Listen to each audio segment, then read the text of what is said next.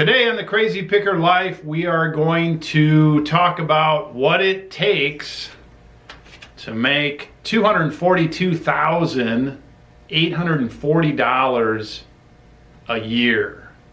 We sold, Wheeler and I, Crazy Picker Life, we sold $242,000 on eBay and Amazon this year.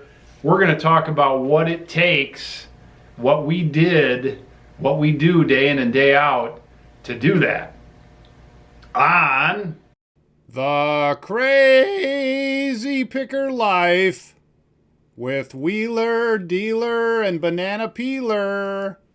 Welcome, fellow pickers and would-be adventurers. I'm Dealer. And I'm Wheeler. Wheeler's with me. And we are the Crazy Picker Life duo, father and son.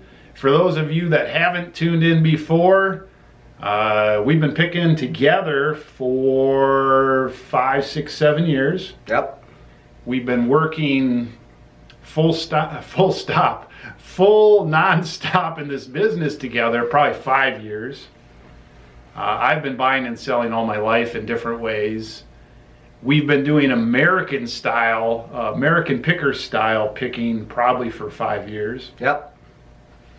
We specialize in certain areas of the business, and today's show we're going to talk about 2016. We had a pretty good year. We did. So here's what we're going to talk about in today's show. We're going to do a number of things. The subject is what it takes to make $242,000 in sales a year. Yep. And we're going to hit things like inventory, picking, listing, back office stuff, attitude. What else? I don't know. I don't know what else. Everything and anything.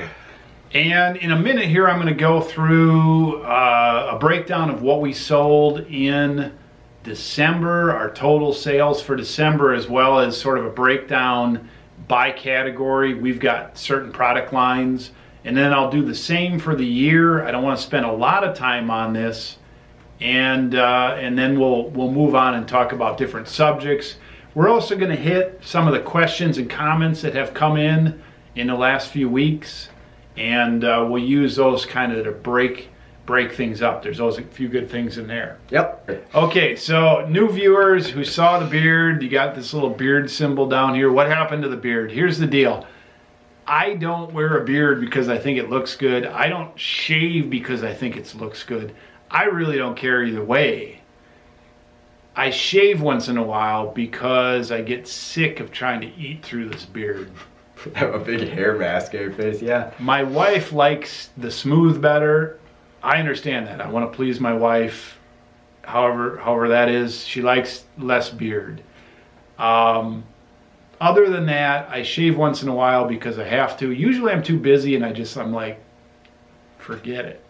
I don't need to shave. Like literally my beard, this is like 6 months of growth. Yeah. It's about zero. Look, when you get my old age and everybody says, Dealer, you look like you're kind of beat up a little bit, but you look like you're 15. Yeah. Compared to your beard. Look, when you get my age, this hair grows fast. This hair grows fast. The hair grows out of your ears and your nose fast. I've heard it, yeah. It grows on your neck. Mm-hmm. So, yeah. Not there yet. No, you're not there yet. That's fine. Okay. Oh my gosh, this show. It's a random show, man. You know, it's not random. It's just pretty much. It's a live show. Need to bring up the content. Yeah, so hang in there. That's probably why these shows are so long. So it's like a vlog because it's live. It's like live. Edit. I used to say edit, and then I never would edit it out. So this is live. It's uncut, uncensored. Uncut, uncensored. It's not live. Yeah. All right, so here's our month. We've been having pretty good months.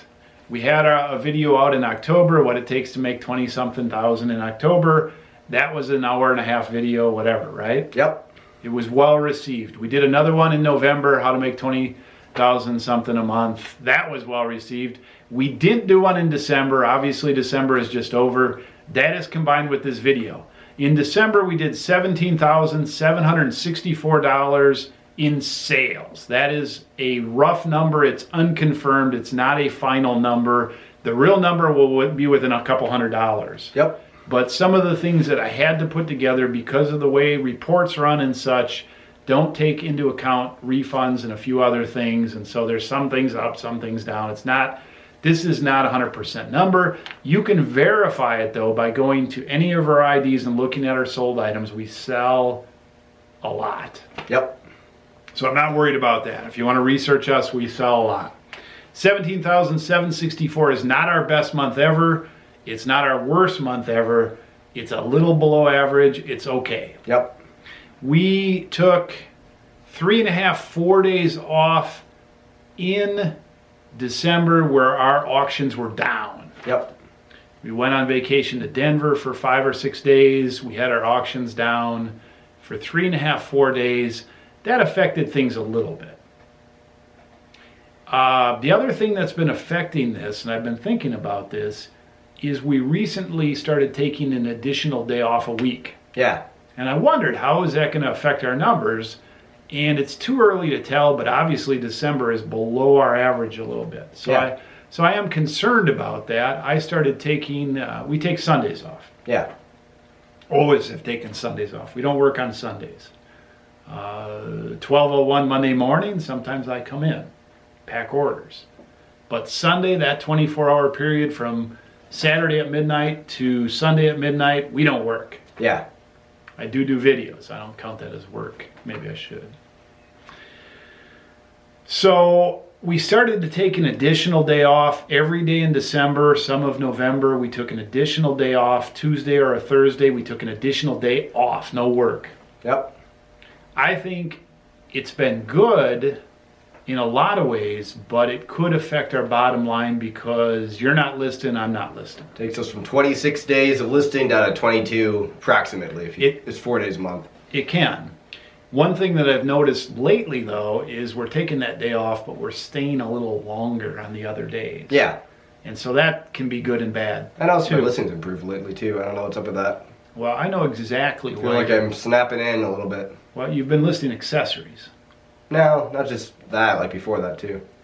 Well, no, I mean the last few weeks in general. Well, you always list good. Well, I've thought my list was lacking previously, and recently it feels better. Feels better. I don't know if it is better. It feels like I'm listing more. Who knows? Well, we will talk about listing. It'd be cool to have a daily listing number and see which days I like have a graph almost. How many I list a day.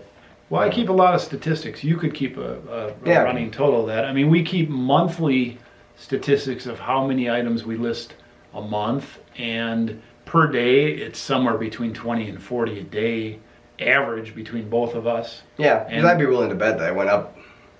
I don't know how many exactly, but I went up a little bit over the last month. I think I was listing more. Well, you listed 120 some items the other day. Count that, yeah.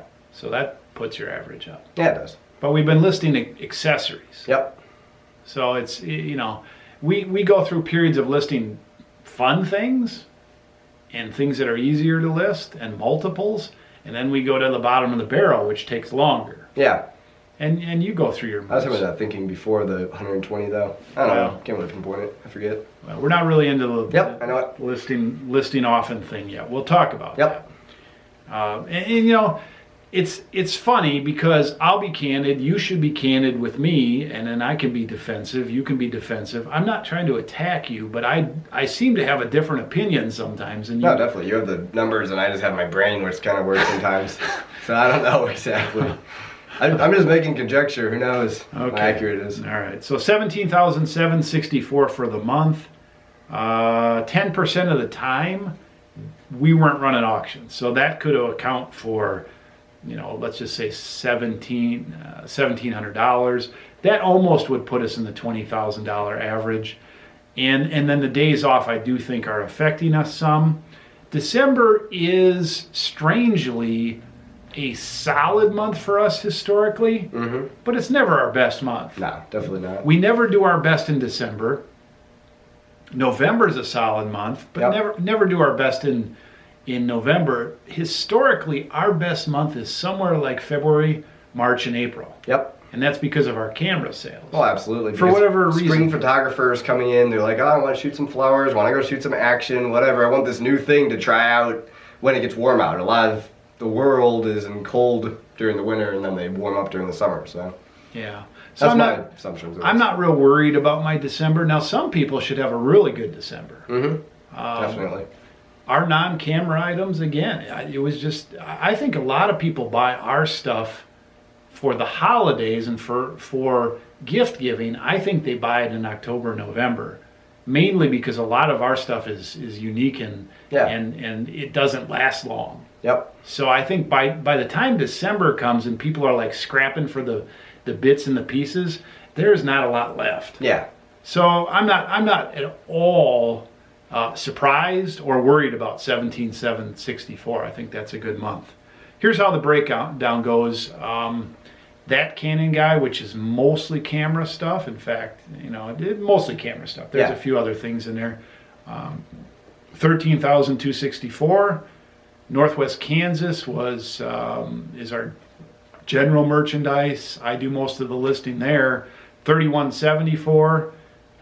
Currently Northwest Kansas watches, which at this point is mostly watches, but still I sell test strips on there. Yeah, so that's that's probably half the sales there or something, do you think? Or 971. In December it probably was 60% watches and 40% test strips. It was really slow test strips. Yeah. Probably some name change. Like we had a few things there. Well, I just didn't get a lot in December. I see. November, I got a lot in. I think I sold on that channel. I think I sold 2,000. They were trying to get their holiday money saved up. Yeah, they got it in early. I sold a couple thousand of test strips. Yep. That air guy, which is signs, beer signs, I didn't sell any in December. Interesting. Well, I have them all priced up. Oh, I know. I'm just saying that's just one with of our those new things. strategy, which we're going to talk about because we're getting out of town in 500 days. Yeah. We're going to talk about that today too. That's another thing we're going to talk about is our shift. And we're going to talk about our yellow alert that's going on. We got a lot to talk about. Yeah. Yellow alert meaning that our days in this space here are under attack. It doesn't mean we're being forced to move yet. Under attack. We're under attack. I have more news on that. So this show could go on and on and It'd be a on. 10-hour episode, like always. I've always predicted it. It's going to happen one of these days. We need to try to quit by 11. Yep. Because that's our cutoff, but who knows.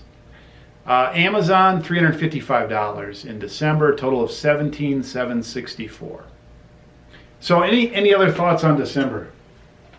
Not really. I don't know. Like I said, I thought my listing was a little bit elevated there, but other than that, or at least more consistent, because I think with the day off, I have a bit of more sense of urgency when I actually get back to work. Which I mentioned this in How to Be Efficient in my little video there, is sense of urgency is So the day off could actually recharge you a little bit. Not necessarily recharge me, but just when I get back in the office, I'm like, whoa, I gotta get back to it.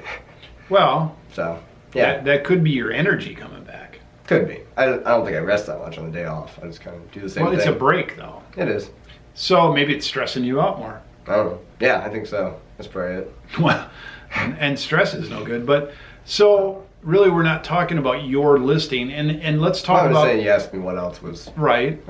Let's talk about that for a minute December. Indirectly, though. If you list more, let's say in December, we're not necessarily going to see that in December. Definitely. Like because these Hasselblad accessories I just listed, those aren't we've been popping off crazy yet. Well, no, a few of the newest ones you've listed have already sold. Yeah. I just put that cycle though on sale, and so it's gonna take a little while for this. It always does. Usually what it does. Yeah. It always does. It's and like that when just you starts flying out. Like we don't have any Pentax accessories. We don't have any of the other ones that we had previously. Eventually they sell. Do you remember when you listed all those shutter releases? Yeah. It took at least 3 or 4 days before the first one sold, and then they have been steadily going out since then. Good. So I mean it's almost eBay's thing. I don't know exactly how the algorithms work there, but there's something with it. It might be that they get a little bump in search when they first come on, but they might not get traction for a little while. Yeah. I don't know how that works. Maybe their spiders have to crawl them to see if they're legit listings, or I don't know. I don't know. Okay, so I don't want to belabor this too much. 17,764, and then for the year, that Canon guy, $153,223, so $153,000 for camera gear. Yeah. It's a lot. It's a lot. Yeah. You buy quite a bit for that. Northwest Kansas, $59,721. Currently, the channel is called Northwest Kansas Watches, although there's a bunch of test strips in there. That's $14,922. In fact, we didn't change that over to the watch channel until about, what, 6 weeks ago? Yeah. 8 weeks ago? I don't know, but somewhere in there, yeah. Yeah, so that was mostly test strips. 30-day, yeah. Watches have been selling okay. Yeah, I priced them up a little bit, just like I tend to do with cameras, but obviously I'm not quite as experienced with those, so I think they are going to have a bit of a slower start. We've had some hitches. A couple of them, yeah. With watches, and you know, are we making money with the watches yet? Well, it depends how you look at that. I think making learning experience. Yeah, I think we're holding our own with it. Yeah, and I think we have to really look at that too, because even with your attention being on the watches some, we've still done well with the camera stuff. So yeah, I think we're holding our own with that. That Air guy, which is signs, I sold $2,300. Two big score sign sales this year.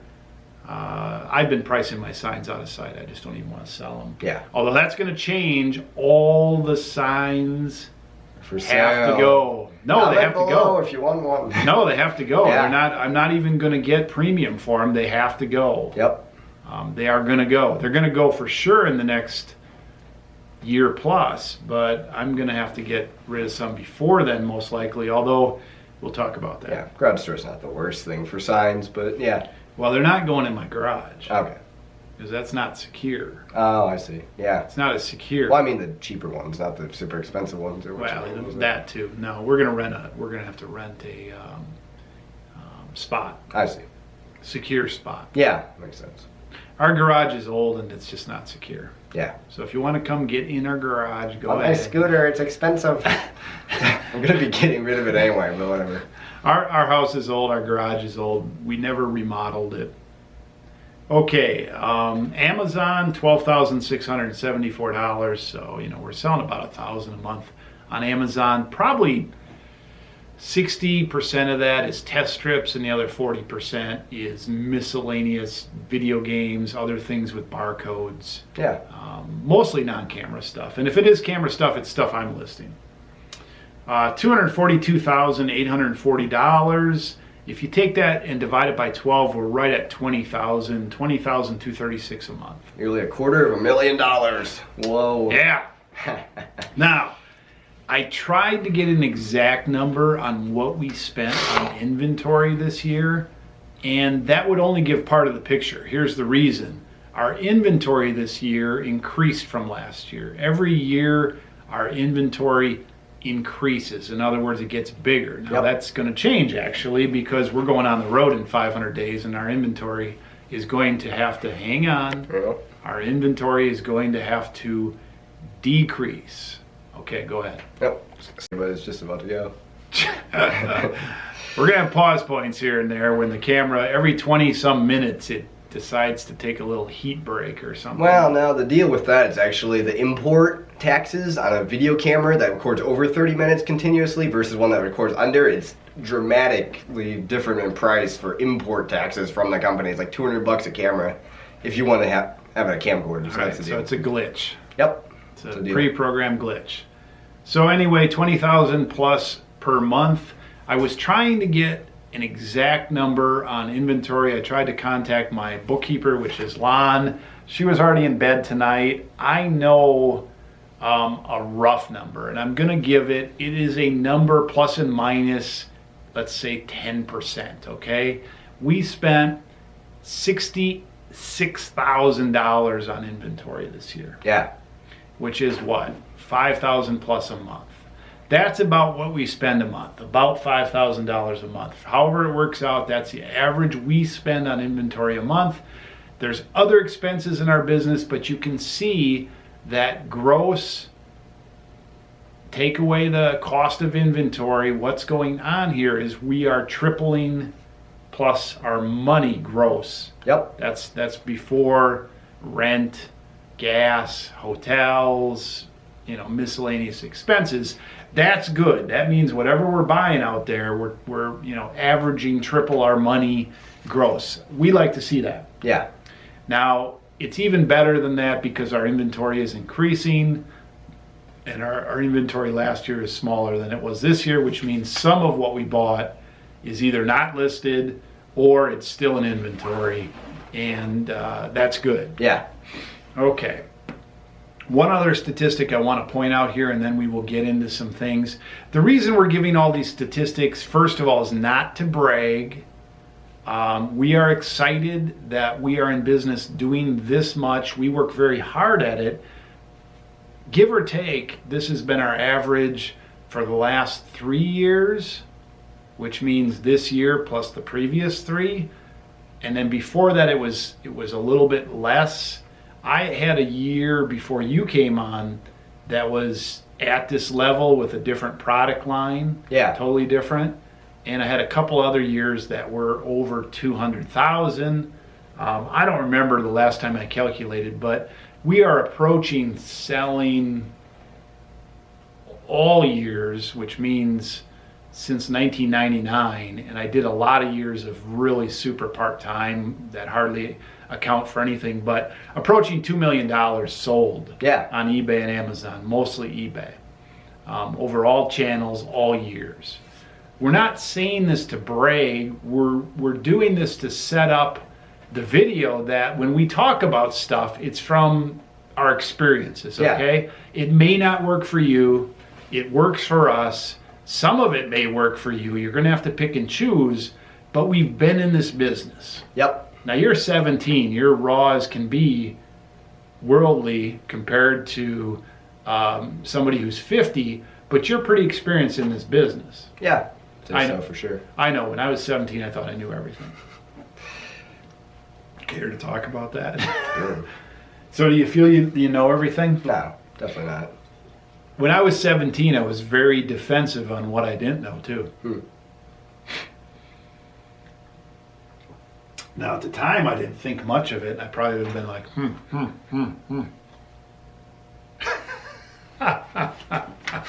It's funny being old. Okay. Camera sales account for 63% of our sales. What do you think about that? Pretty high. It's good. So what do you think about that? Now, here's the thing. You've listed most of that. Yeah. I mean, you've listed 63% of our sales. Yeah. Okay, that's quite a bit. Feels like one of our big markets. So if you went away, if you decided that you didn't want to do this anymore, what the heck would I do? I'd have to list all that stuff. I don't think I'd be able to do it. Yeah. Now, who packed all that stuff? Did you pack all that stuff? I don't pack anything. Yeah. Oh my goodness, dealer is not the smart guy. He did all the packing, all the grunt man. The grunt man. Well, that means 37% came from somewhere else. Yeah. 37% plus the 63% you packed, which you're actually over that then, so you're like 100 and something. And then there's nothing else to do in this business, right? Yeah. Now nothing at all. Let's lay this out just so everybody knows. You list all the camera stuff. Mm-hmm. As far as questions on camera stuff, I don't know how to equate it. We partner up on those questions because half of them or more are technical. Yeah. And I have to get involved in a few of those because they do relate to how we can ship it and the money end of it, and just sometimes the trying to understand what people are saying. Yeah.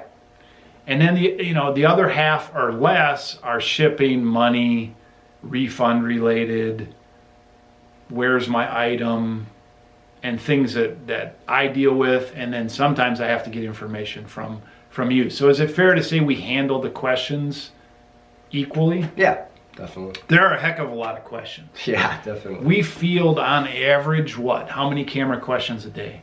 Say 5. 5 a day times 350 days is a lot of questions. That's 1,750 questions a year. Yeah. It's a lot of questions, and some of them take some time to deal with. No, probably more yours. Yeah, there's some that 30 minutes or something. They're not serious. They've made us both a lot smarter in the camera business, obviously. I'll get a lot of good comments and stuff from question people. Testing all the camera stuff, cleaning all the camera stuff. I've tried to take a little bit of the camera heat off you by inventorying all the camera stuff and bringing it in and unpacking it and some things like that. So you're the camera guy. I'm the lister, and then you do all the behind the scenes stuff, so that counts for a lot. Yeah. I don't do. Well, it does. And there are some comments and questions that come in on that, like, you know, and don't take this the wrong way, but, you know, like Wheeler should just do his own thing. Yeah. But there's a lot less efficient. Well, there's a lot more to the business than just that, although I'm giving you the complete pat on the back that that's a lot of work. I mean, this is what your specialty is. You enjoy the cameras, you do all that stuff. And other people say, well, you should pay them well, and we do pay you well, and there's more money coming, and you know, it's a thing where you got to earn your stripes, right? Yep. You've earned them. So, I don't know. This is all stemming from a couple commenters, and obviously everybody has a couple commenters that makes videos that they seem like they want to tear us apart and tear our business apart and find any possible faults. And one of them is to get us at odds with each other. I really don't like that. Yeah. So we'll hit on one of those comments that came in, and I'm like, really? So you do that, and that is a huge amount of work, and understanding all the camera stuff, very technical, very involved. I know you like a lot of it. Yeah. Well, it doesn't matter if I'm sick or anything. I always want to come into work. That's like fun. Well, and for the record, I discourage you to come in when you're sick. Oh. I always am talking to you about don't burn yourself out, on and on and on. Now, you're bullheaded as I am. Yeah. Well, I don't pull 24-hour listathons anymore or any of that kind of stuff. So.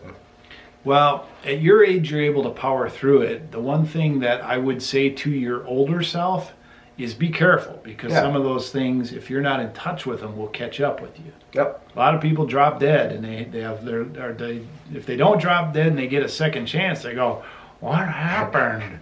And if that happens to you, you need to know what happened. Yeah, I mean, I've pulled almost a double all-nighter before. You started to understand it. You looked like somebody that, you look like a pat of butter that had been melted. I filmed a scooter video 8 hours after sleeping.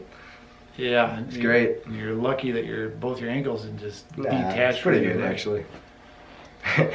No, I'm definitely not. I'm just saying I have a sort of understanding of how that sort of works. But all right, quick story. I used to play a lot of basketball. I used to stay in touch with some of my college buddies. I flew to Charlotte one time from Wisconsin. I went down there, and I got into Charlotte after flying like a red eye. And then I saw one of my buddies I hadn't seen in a long time. We stayed up all night. We partied. We got up in the morning. And we went out, and we were feeling kind of numb, okay? This is when I was... That's how it feels when you... Well, yeah. This is how I was probably... Most of the time. Like yesterday, I didn't feel like that. 27, okay?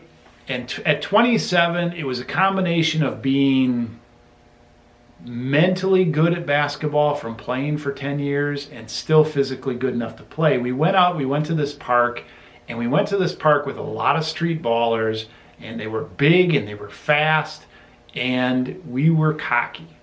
And I went out there, and for the first time in my life, my body was so asleep that when I went to block a ball, I came down wrong on somebody's thing, and instead of just twisting my ankle, I dislocated it 90 degrees like a Barbie doll. Yeah. It made a noise. I was like, man, that ain't good. I fell down, I sat down, I reached down, and I'm like, oh my goodness, it's at 90 degrees. And just by doing that, it popped back straight in. Yeah. Nothing like that has ever happened to me before or since, unless I was totally exhausted. So your body will absolutely betray you. I notice that. Most of the time, I'm not very functional after long periods of time of staying up. Now, I rebounded from that. I got reasonable sleep for a couple of nights. I wrapped it up. I took some icy hot on it. I did whatever it took, and we played a 3-on-3 tournament 3 days later and did really well. Mm-hmm. And I was hobbling around enough where I was hobbling around. But so you can when you're young, you can handle that. Yeah. But if I try that today, I'm pretty sure not only my ankle would go, but my knee and my hip, and that would be it.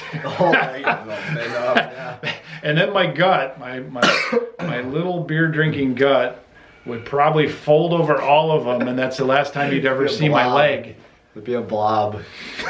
I'd be like the blobfish. I'd be like the beanbag love sack looking thing in there, and that's the last time. That's the last time I'd be on camera. Yeah. So please learn from. Well, every daily vlog, you just be in the same place, just laying there. Hey, everybody! Learn from my mistakes, Wheeler. Yeah.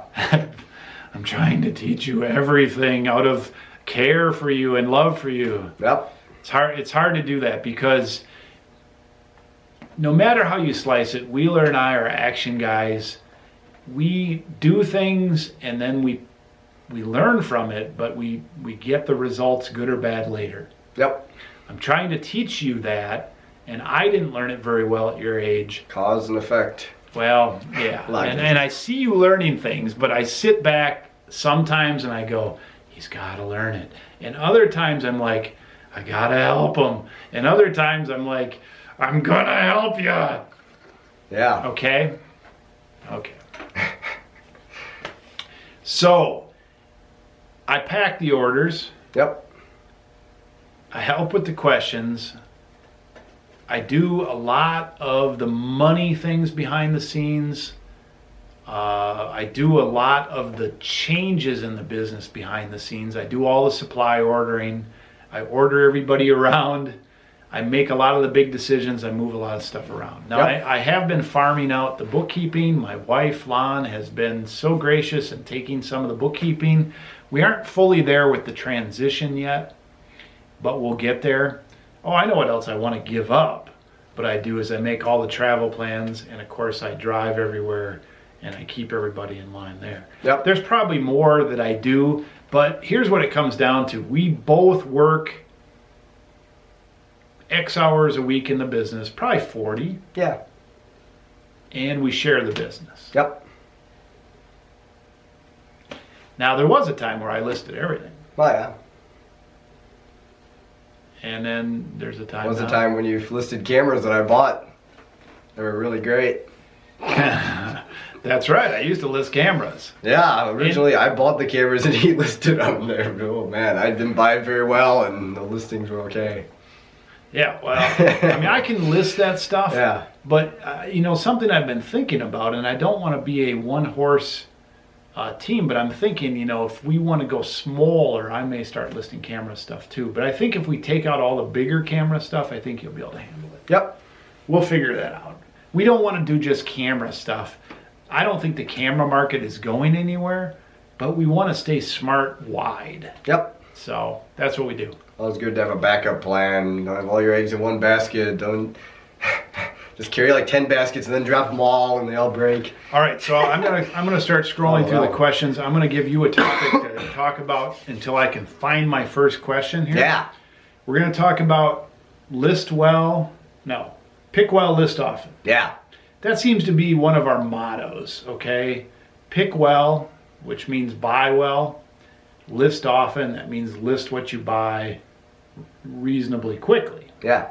We're going to talk about pick well, list often. We're going to talk a little bit about our yellow alert situation with our building. We're going to talk a little bit about 500 days until we go on the road full time. Yeah. We're going to talk a little bit about hard work, attitude, perseverance, that type of stuff. Yep. Which one do you want to talk about? I don't know. Pick well list often works. All right. So with the idea, with the premise of what does it take to sell what we've sold this last year, picking. Talk a little bit about our picking, and I guess pick well, but also if you want to sell a lot, maybe you can talk about the volume that we pick? How do we cut it off? Yeah. What do we choose? I mean, just talk a little bit about some things that are on your mind. Do you have anything on your mind? Yeah, because I know we've mentioned before, but like I'd say, like when we're on the road, we have a very, because we've definitely come up with it over lots of picking and experience and all that kind of stuff, but we find places to pick. That's one of the most important things in that whole pick well. You have to find good places to find stuff. Okay, so how do we find, without giving away, like super crazy picker life secrets, I mean, how do we find good places to pick? I'll give you one thing. Yeah. First of all, we've tried to look at all the possibilities. Yeah. But we did that a while ago. Yeah. Now, it's all been set in place over time. Right. Experiential knowledge. There is some experiential. So 5 years ago, were we picking in different places than we do now? Oh, absolutely. And the weird thing is, it almost seemed like there was more back then too, because we used to go to garage sales. But I guess we must have picked most of the stuff out of those, especially in our area.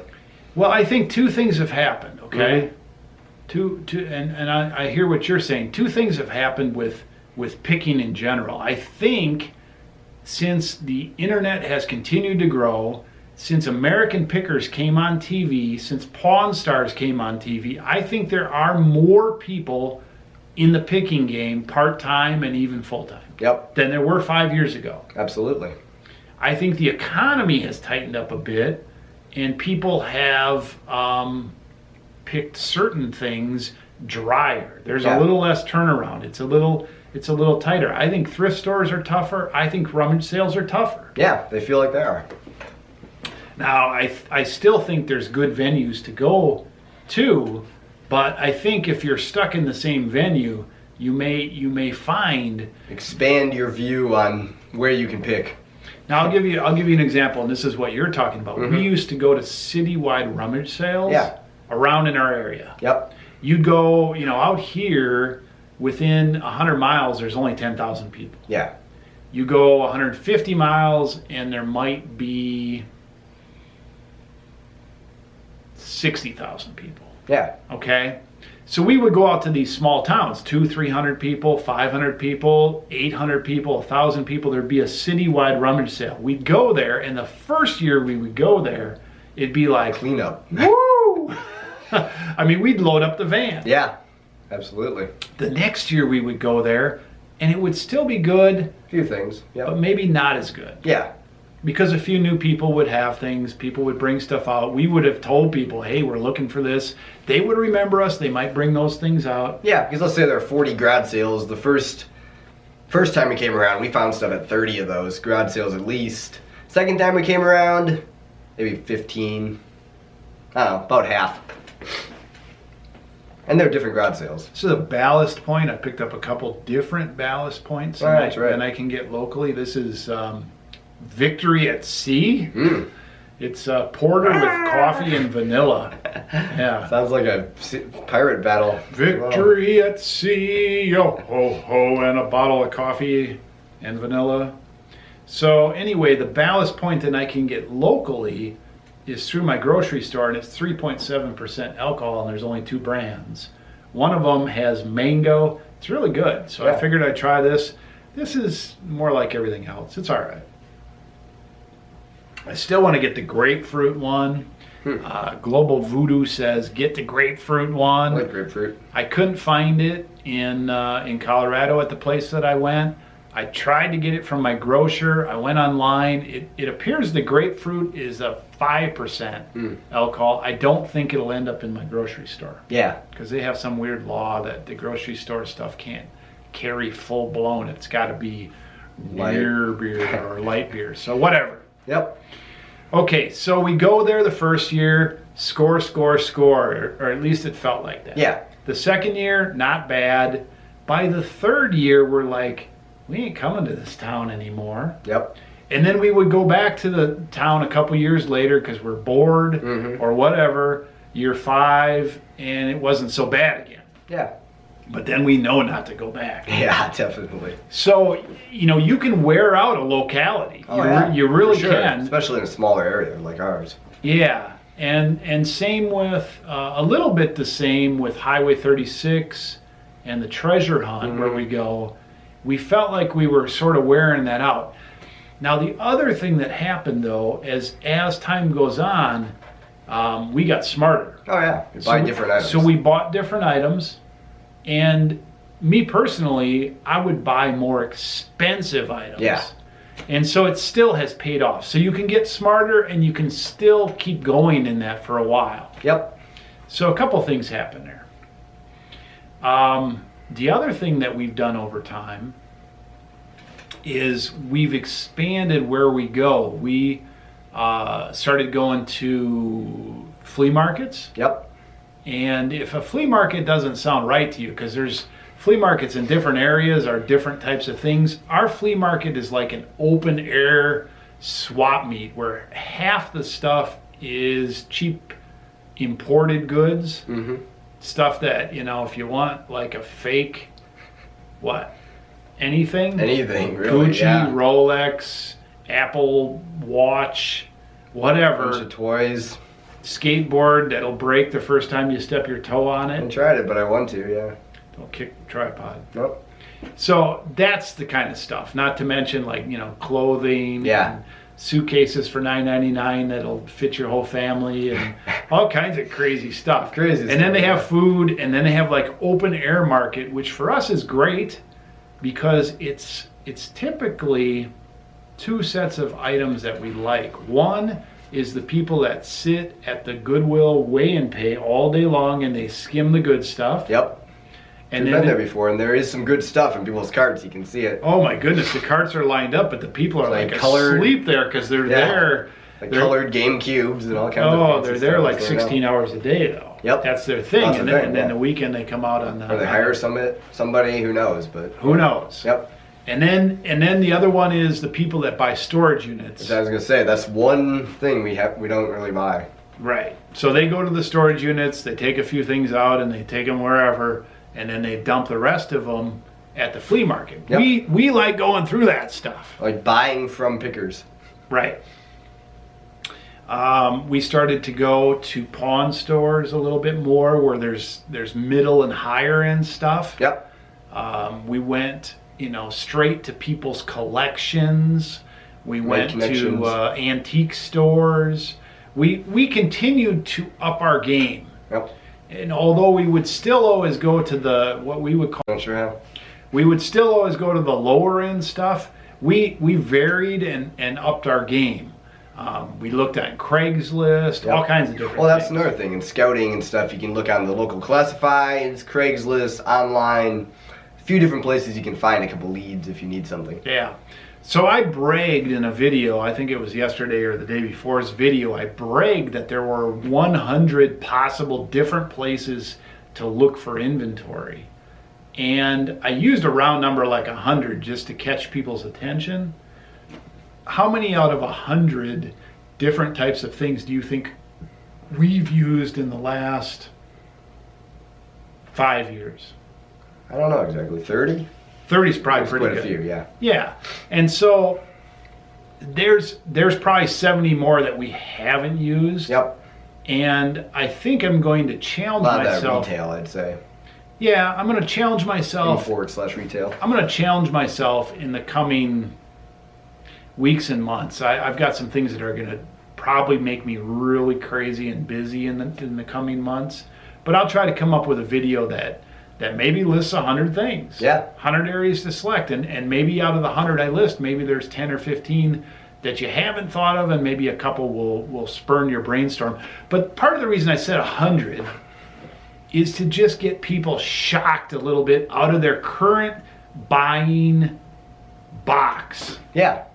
Well, because I'd say like 50 of them are way out of most people's comfort zone, but the people who are in them are making good money at it. There's some really weird ones. Like there's some weird rebadging stuff imported from Alibaba, and there's all kinds of other... There's unlimited business opportunity in the entrepreneurial thing, which fit under that 100. Well, you probably haven't watched my video. No, I haven't. But when I said 100, I did say, some of them aren't going to work for you. Mm-hmm. Some of them are uncomfortable for you. Some of them are not going to work in your area. Yeah. But I'll give you an example. When, let's see, 2003, My family business sort of went, and I needed to come up with something to do. One of the things that we sold in our family business, and we were in the health and wellness business, is we sold a high-end air purifier. In fact, we didn't really sell it. We recommended it through a distributor. The distributor was a direct selling company. Yeah. At the time, it was Alpine, and then it went to EcoQuest, okay? EcoQuest sold this high-end, ozone-based, ionization-based air purifier. It works great. We still use them. Yeah. The company now is Volera. I like them. They work. Obviously, you know, it was high-priced. It wasn't for everybody. It was sold through direct marketing, otherwise known as network marketing. So that wasn't for everybody. I spent 4 or 5 years in the company marketing this thing. I did very well. When I got out of that, for various reasons, I decided that I would make a website. Yeah. I made an air purifier website. I compared all air purifiers out there. I showed the pros and cons. I had some links on there. I monetized it, blah, blah, blah, blah, blah. Through that process, I discovered I should sell these on eBay. Yep. I should buy the ones from the people who bought them as distributors and had extras. I should buy those. I should resell them on eBay. So what I did is I looked on Craigslist. Yeah. I used an application that allowed me to look at all the Craigslists throughout the country. I would contact these people through a series of contacts. I would determine what they had. I would buy what they had. I would ship it in. I'd look it over. I'd massage it. And I'd sell them on eBay. Yeah. My best month, I sold like 90 or 100 of these things on eBay at an average of $300 to $400 each. Yeah, it's funny. Like, I was looking at my email the other day, and I noticed that was one of my first jobs, by the way. You were the helping Craigslist. The finding stuff on Craigslist. I used to paste it all into a Word document that's like 100 pages long, just random air purifier listings. Kind of condense it. So I was helping you get your technical on even back then. Yeah, it's totally funny though.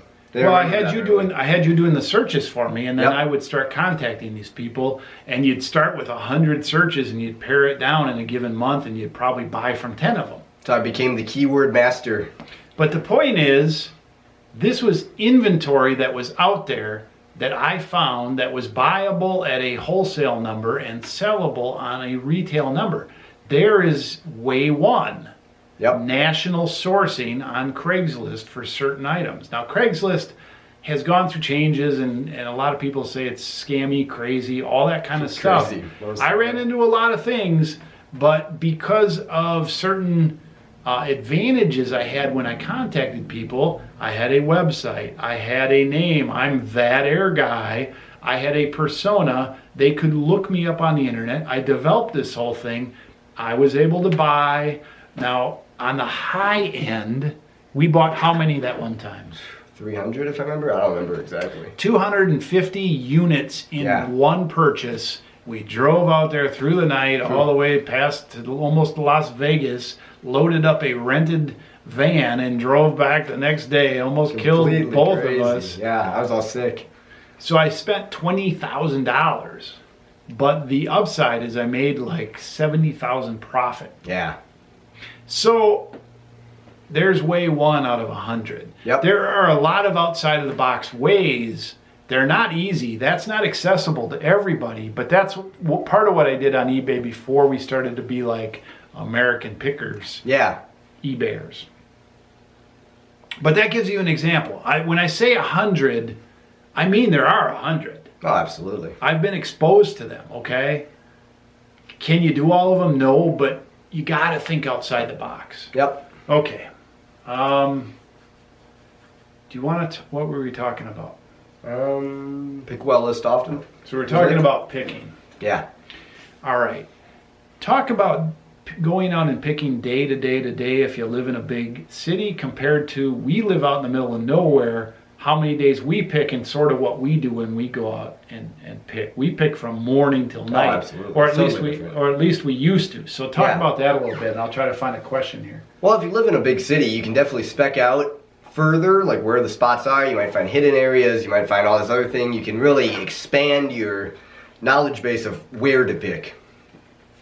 Most necessary learning, or whatever you call it. But anyway, what else was I going to talk about there? I forget. I can lose my train of thought.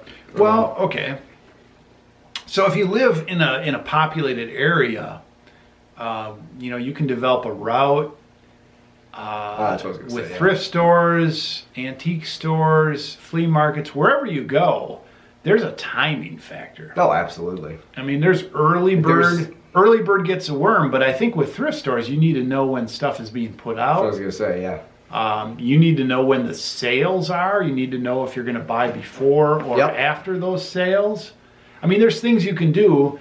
The other thing about pick well that we can talk about that I think is related, and somebody brought this up on our channel and they concurred with me, is building relationships. Yeah. We have people, we're in the camera business. Yeah. We have more camera stuff than we could ever want. We gave out business cards and our phone number for a while, and then we were like, whoa, because it's just too much. Yeah. We have people shoving us cameras that met us 5 years ago. Yep. We have people that save cameras and camera gears for us at the flea market because they know we will buy them. Yeah. And they know we will not come back with them. Mm-hmm. We don't come back and say, hey, this thing was broken. Yep. We just take it, Yep. you know. We try to do as much as we can on the front end to test things and all that. But they know we're good for it. They know we have cash. Yeah. So talk about building relationships. Talk about how we do that a little bit. You know? Okay. Well, a lot of it is, like, when you're buying something, it comes out of negotiation. During the negotiation, there's a lot of banter and some other stuff there in some cases, which I guess that's building a relationship with somebody. So I'd say, I don't know. Well, building relationships is about a couple of things. I think usually it's harder to make a good first impression, although it's not impossible to make a good first impression. But if you see that person again and again, it's easier to build a relationship. Repeat business for sure. Yeah, we rely a lot on that when we build a relationship with somebody. Although both of us, when we're on our games, you come across as knowledgeable / personable. Yeah. And then your age figures into it, so a lot of people are intrigued on how somebody of your age knows so much about, say, cameras or watches, and so they're a little interested. And then if you push yourself a little beyond and show a little interest in them or what they're doing, you develop a relationship. Yeah, I've had a lot of, like, first impressions that go kind of weird because of my age and whatever previously, but then after they warm up, yeah, it's definitely right. It can be a plus. Yeah.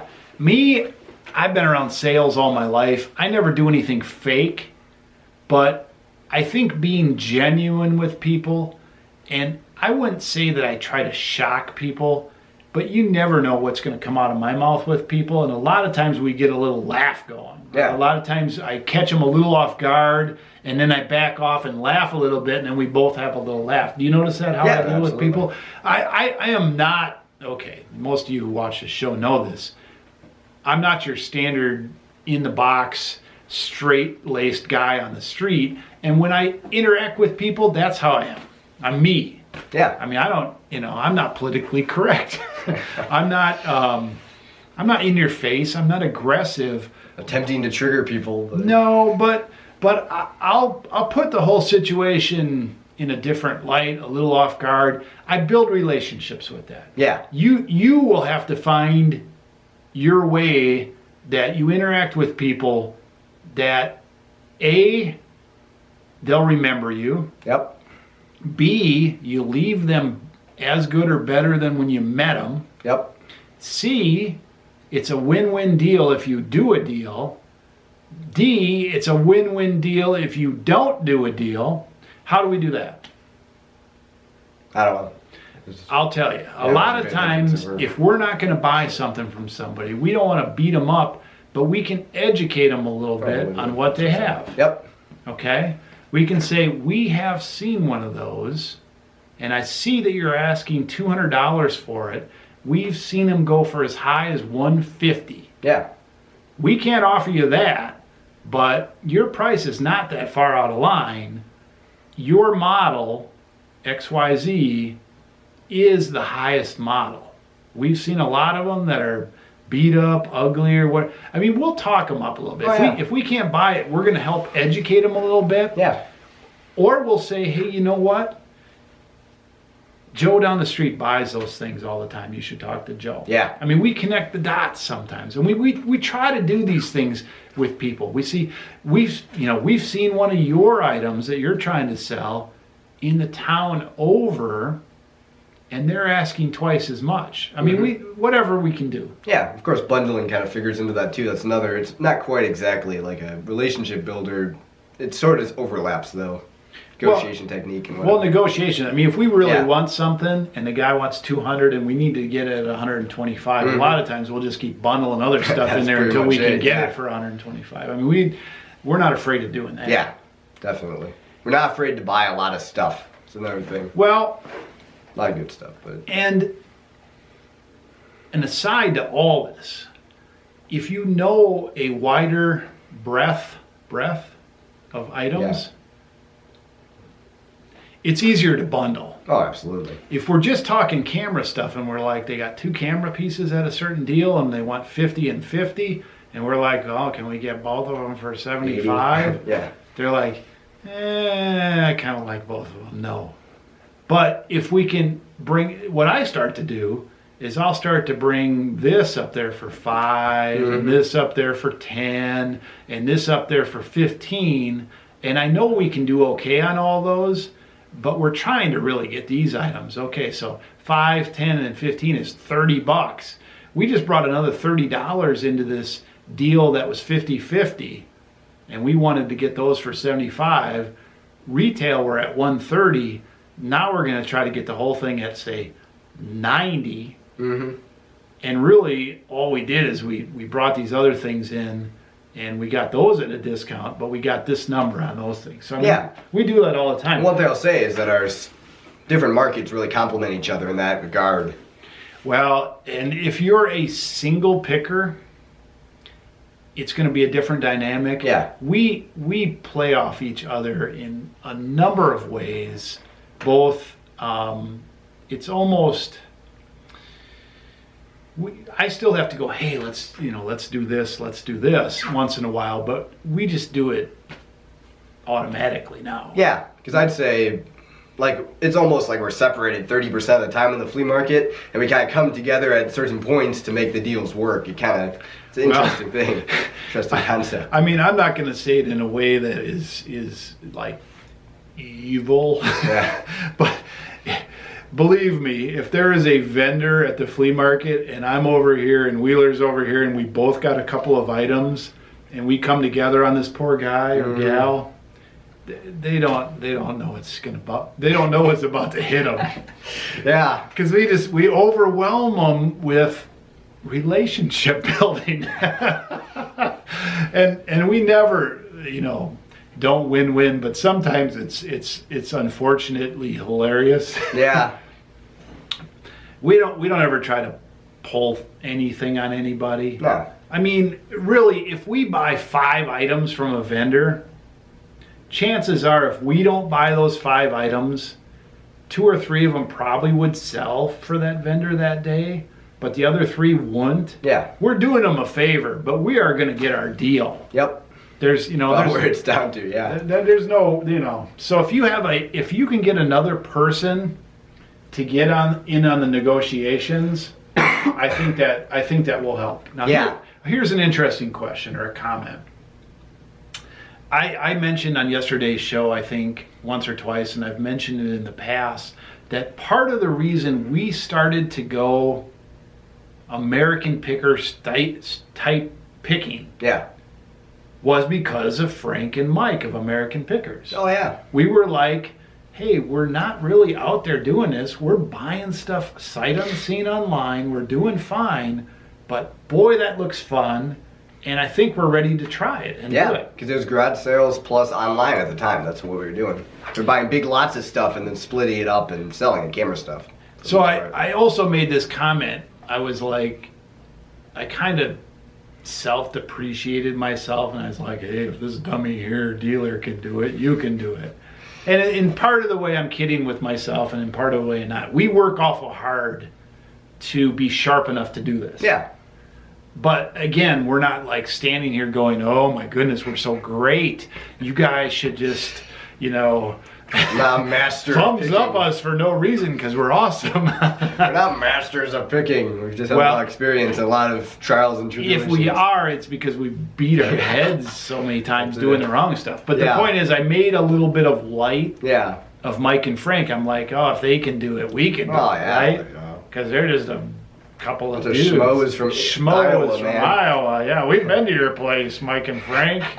So a gentleman says, Mike and Frank like to portray themselves as yokels, but I think they're probably pretty sharp businessmen. A lot of cases, that's a good technique, and a lot of people do that for sure. Well, let's talk about ourselves. Well, testing the waters.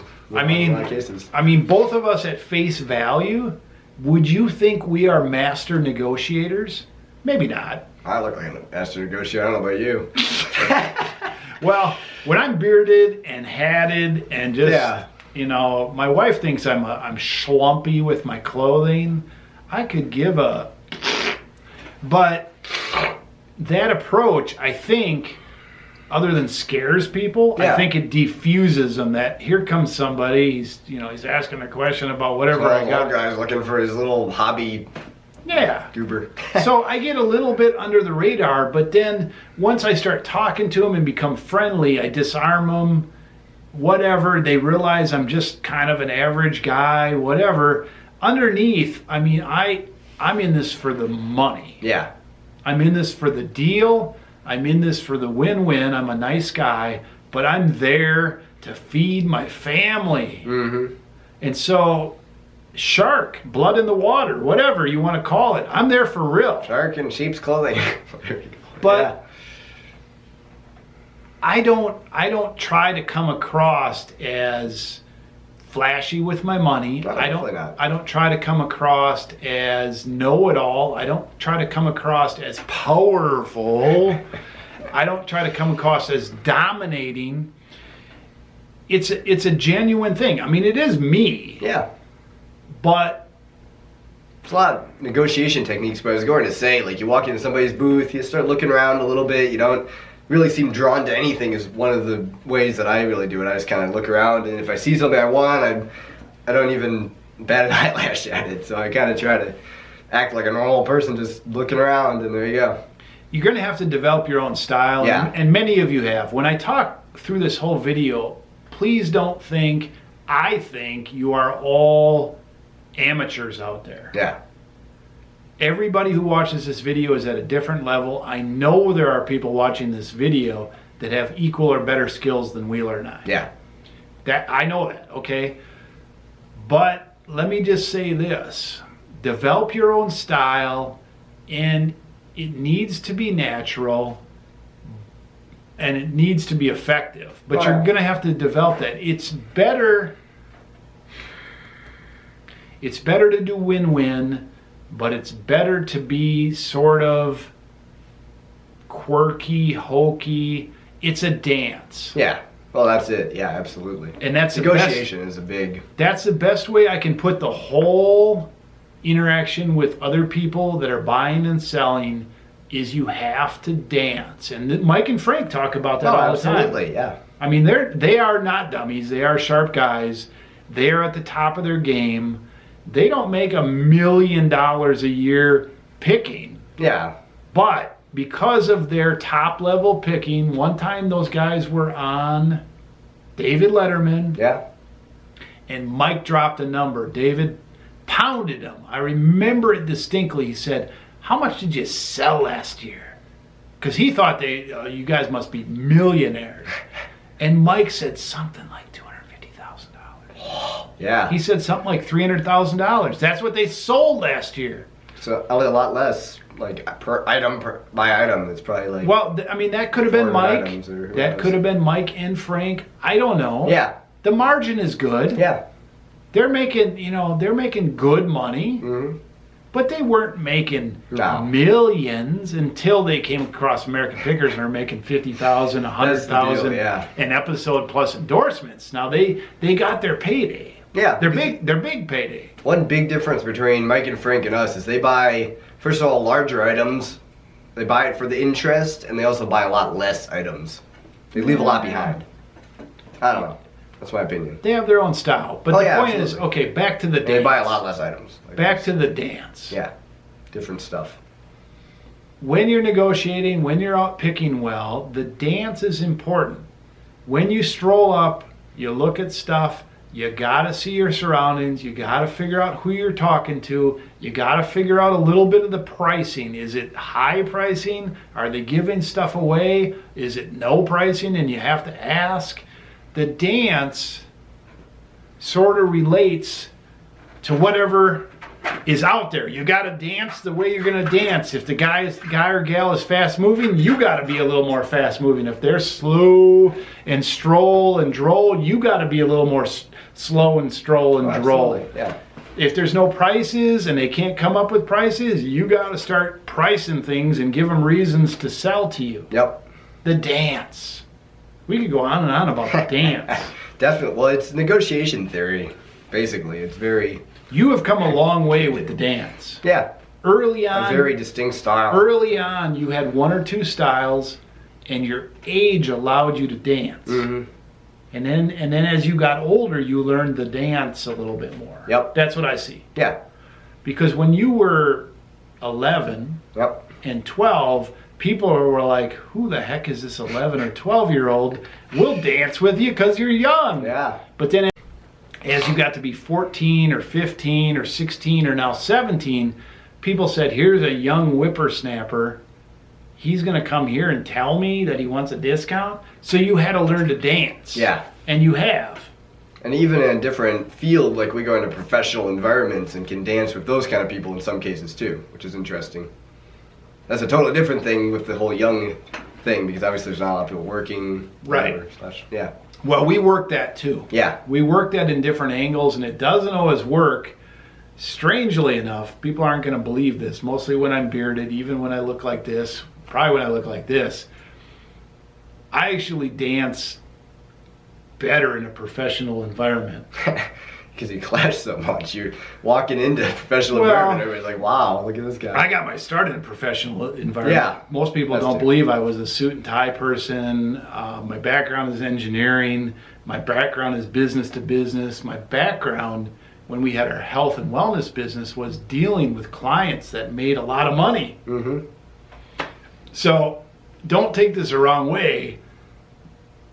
I've had to dumb myself down a lot to go to flea markets, and I really actually enjoy working with people in the flea markets. Yeah. Those are hardworking people. Oh, they are. Yeah, absolutely. I enjoy that. I have actually dumbed myself down by choice, and I feel a lot better. Oh, yeah. No, I don't like being uptight. I don't like that. Yeah. Even though I can still relate with that market. And maybe that didn't come off 100% right. I don't prejudge anybody.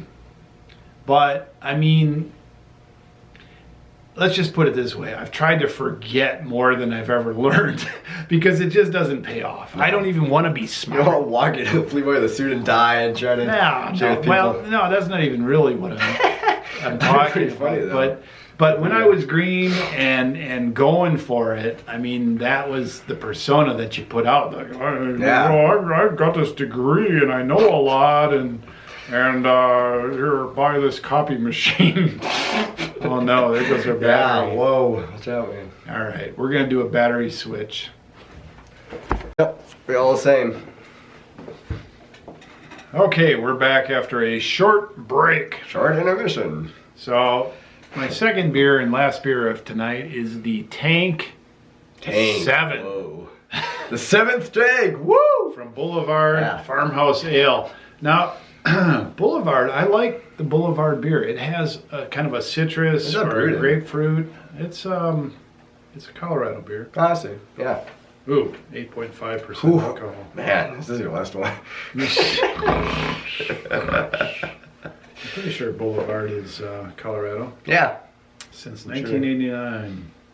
Oh, great. No. So sorry, Kansas City. That's what I thought. I thought it was Garden City. I wasn't right, but... No, Kansas City. I'm sorry. Boulevard. Okay, Farmhouse. Hey, I like this. I had Boulevard last night.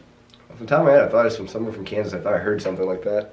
That's just a little bit off. Oh, yeah. I don't know. They were sitting differently. That's a heavy one. Yeah. Okay, so we were talking about, we got into negotiations, which of course is part of picking well. We talked a little bit about picking venues. Yeah. How we came about in that. What else can we talk about? Picking well. Well, let's talk about our own business. Yeah. Now, we always have to have, we sell a bunch. Yeah. We always have to have some sort of a mix between quality and quantity. Absolutely. Now, on one side of it, you could be the kind of picker that is really picky, and you pick very little, and you might pick the best stuff, and that might be good. Yeah. Well, you find a super score almost every time you pick, except it's just one item.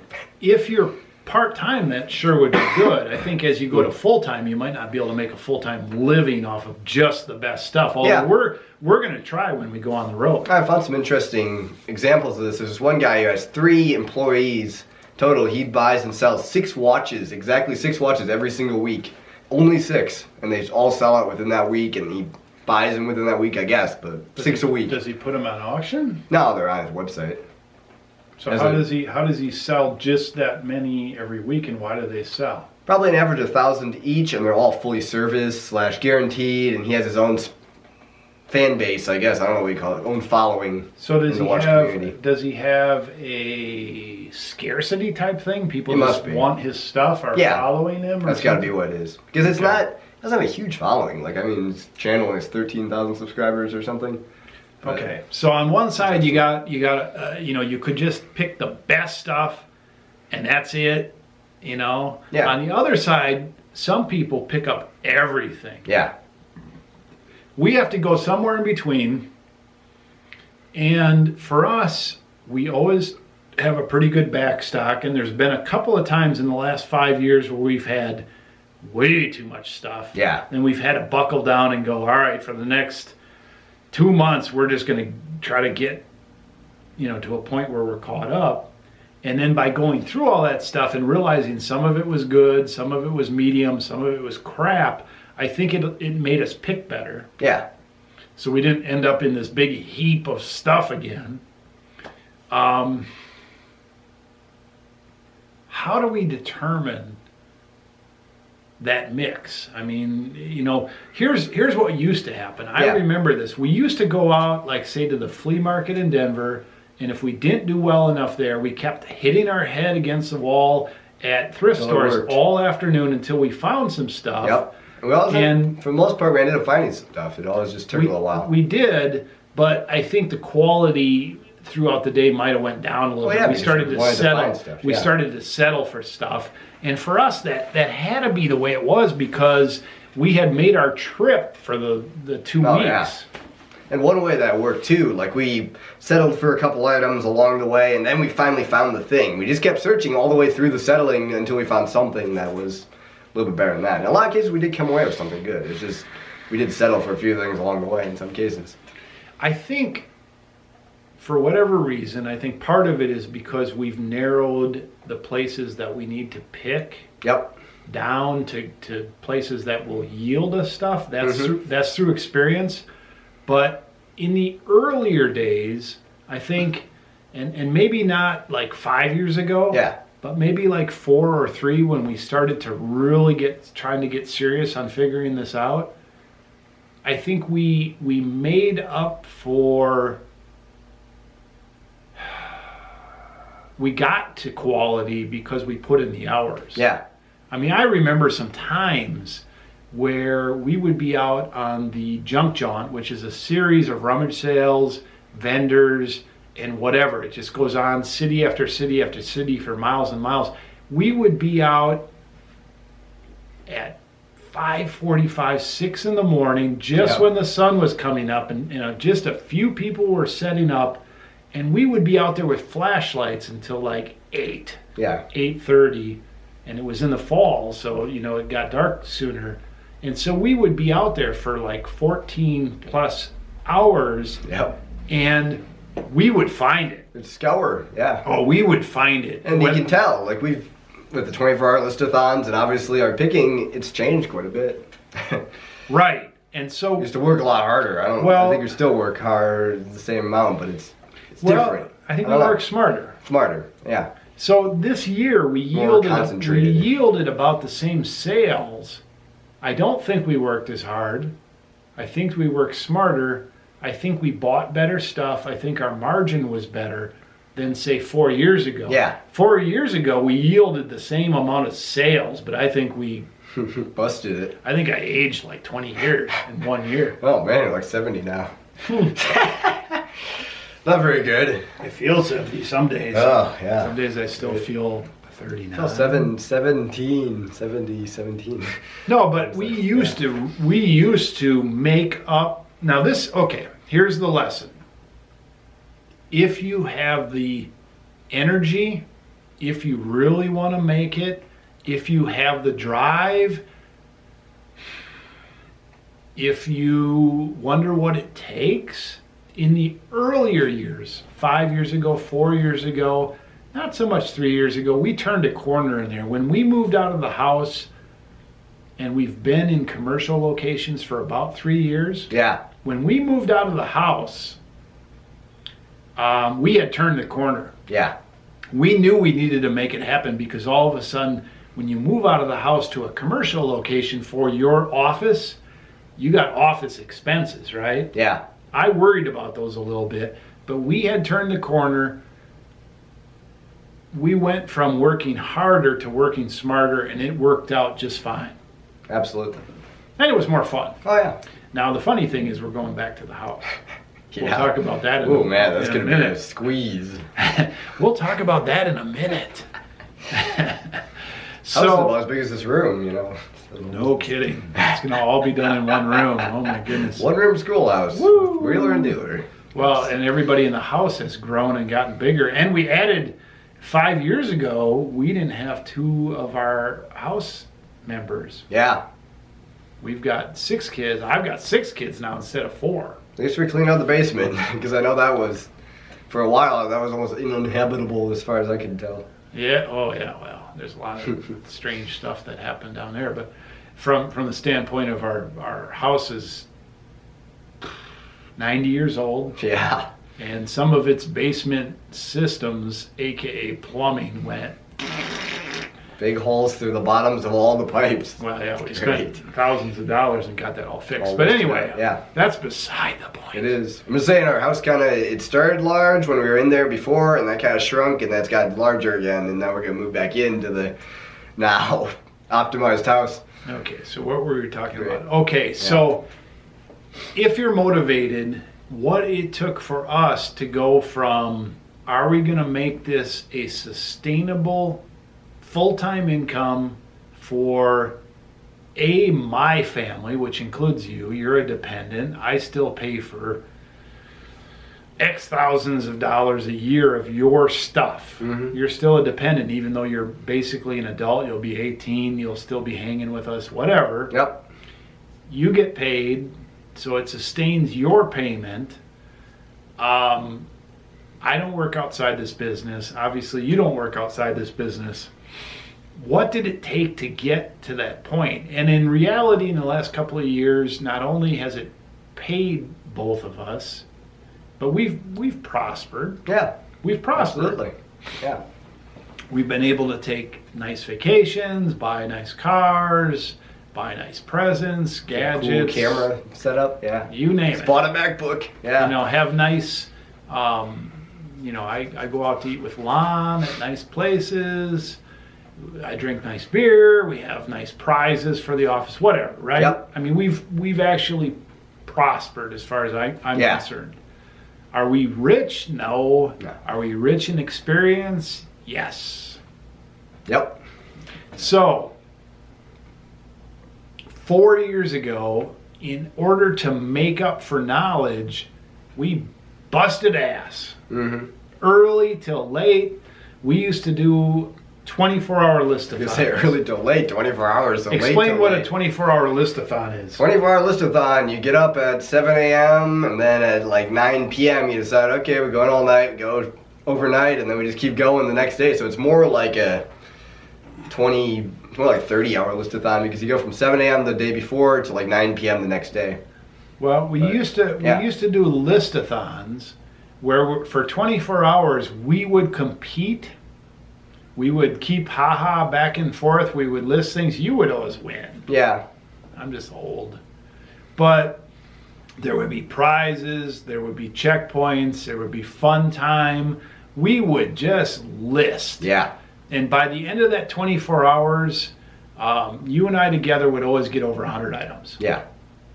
And it would be such a boost to the business. But after we were done with it, we felt like crap. It took a couple days to decompress and get back. But the boost was like, hey, if we do that again, anytime we want to, if we want to do that, we can survive. Yep. It's a once a week thing, basically. Well, even on stuff that we didn't do it once a week. Well, sometimes. But yeah, most of the time it wasn't. I don't know. It was one time a week at most. I only remember that we did it like 6 or 7 times. Yeah, it might be. I have a bad memory. I don't remember. Part of it. But the funny thing is, it would carry over, and you were always doing a lot of listing, and I was doing a lot of packing and other things. Yeah.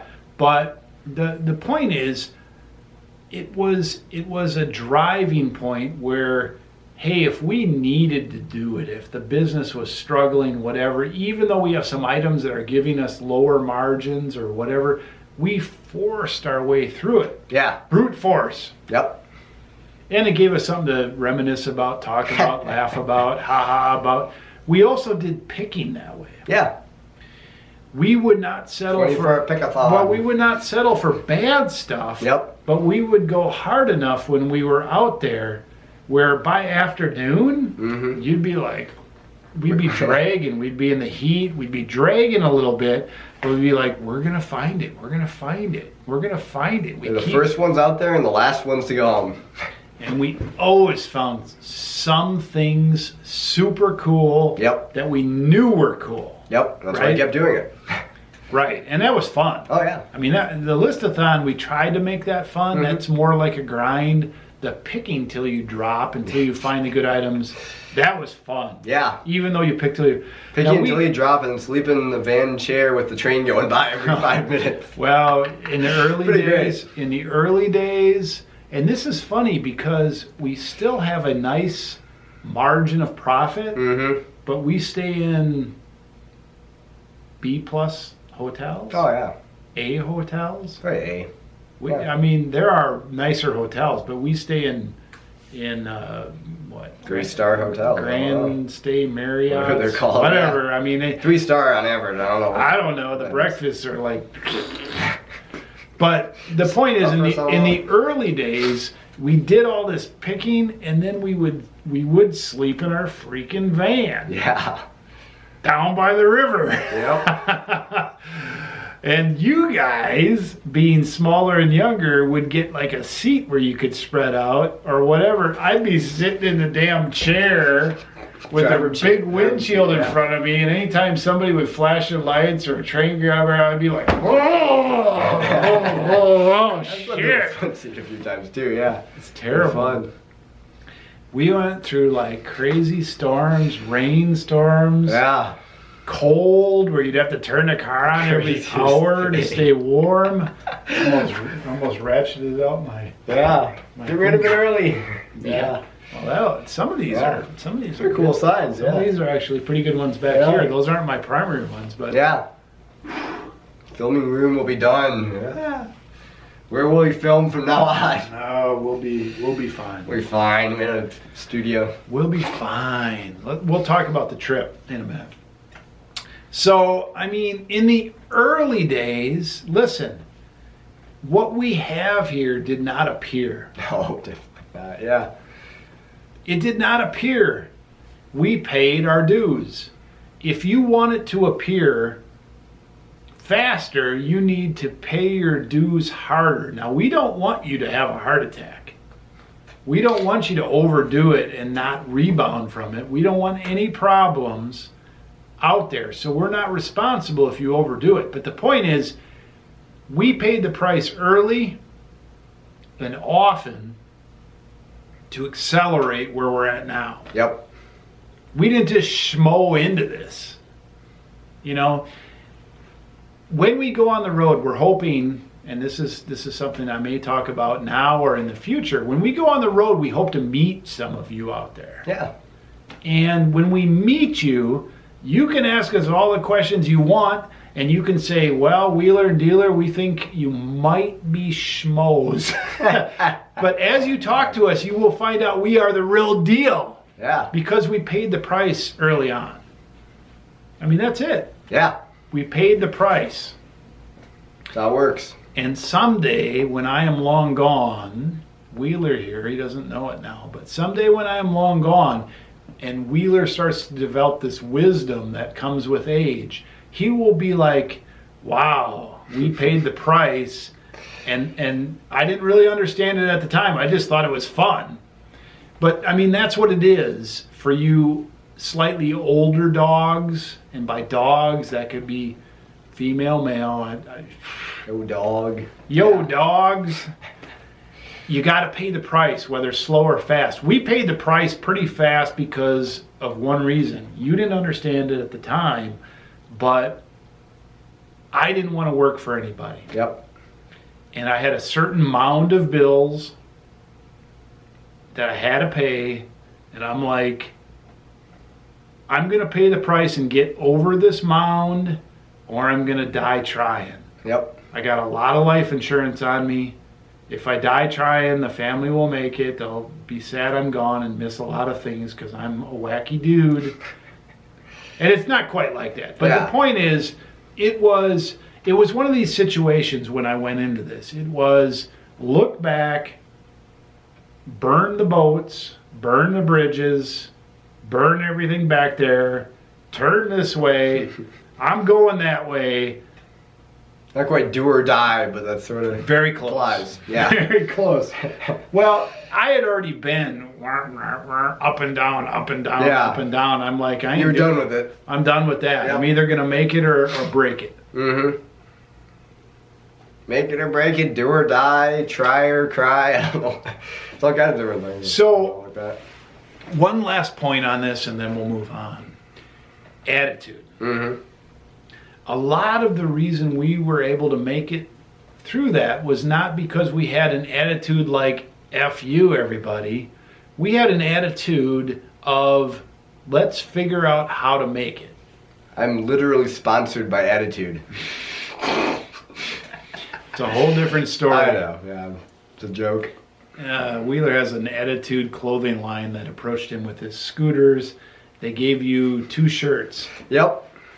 I think you need to ask them when the next shirt order is coming. I'm still trying to get up on the inside where I can ask them, what do you want from me? Because they say just keep posting stuff. Oh, that's great. But I'm like, yeah. Do you really? That's the thing. I'm not one of their main players. That's the thing. Just some schmoof to them. Green. Oh yeah, that too.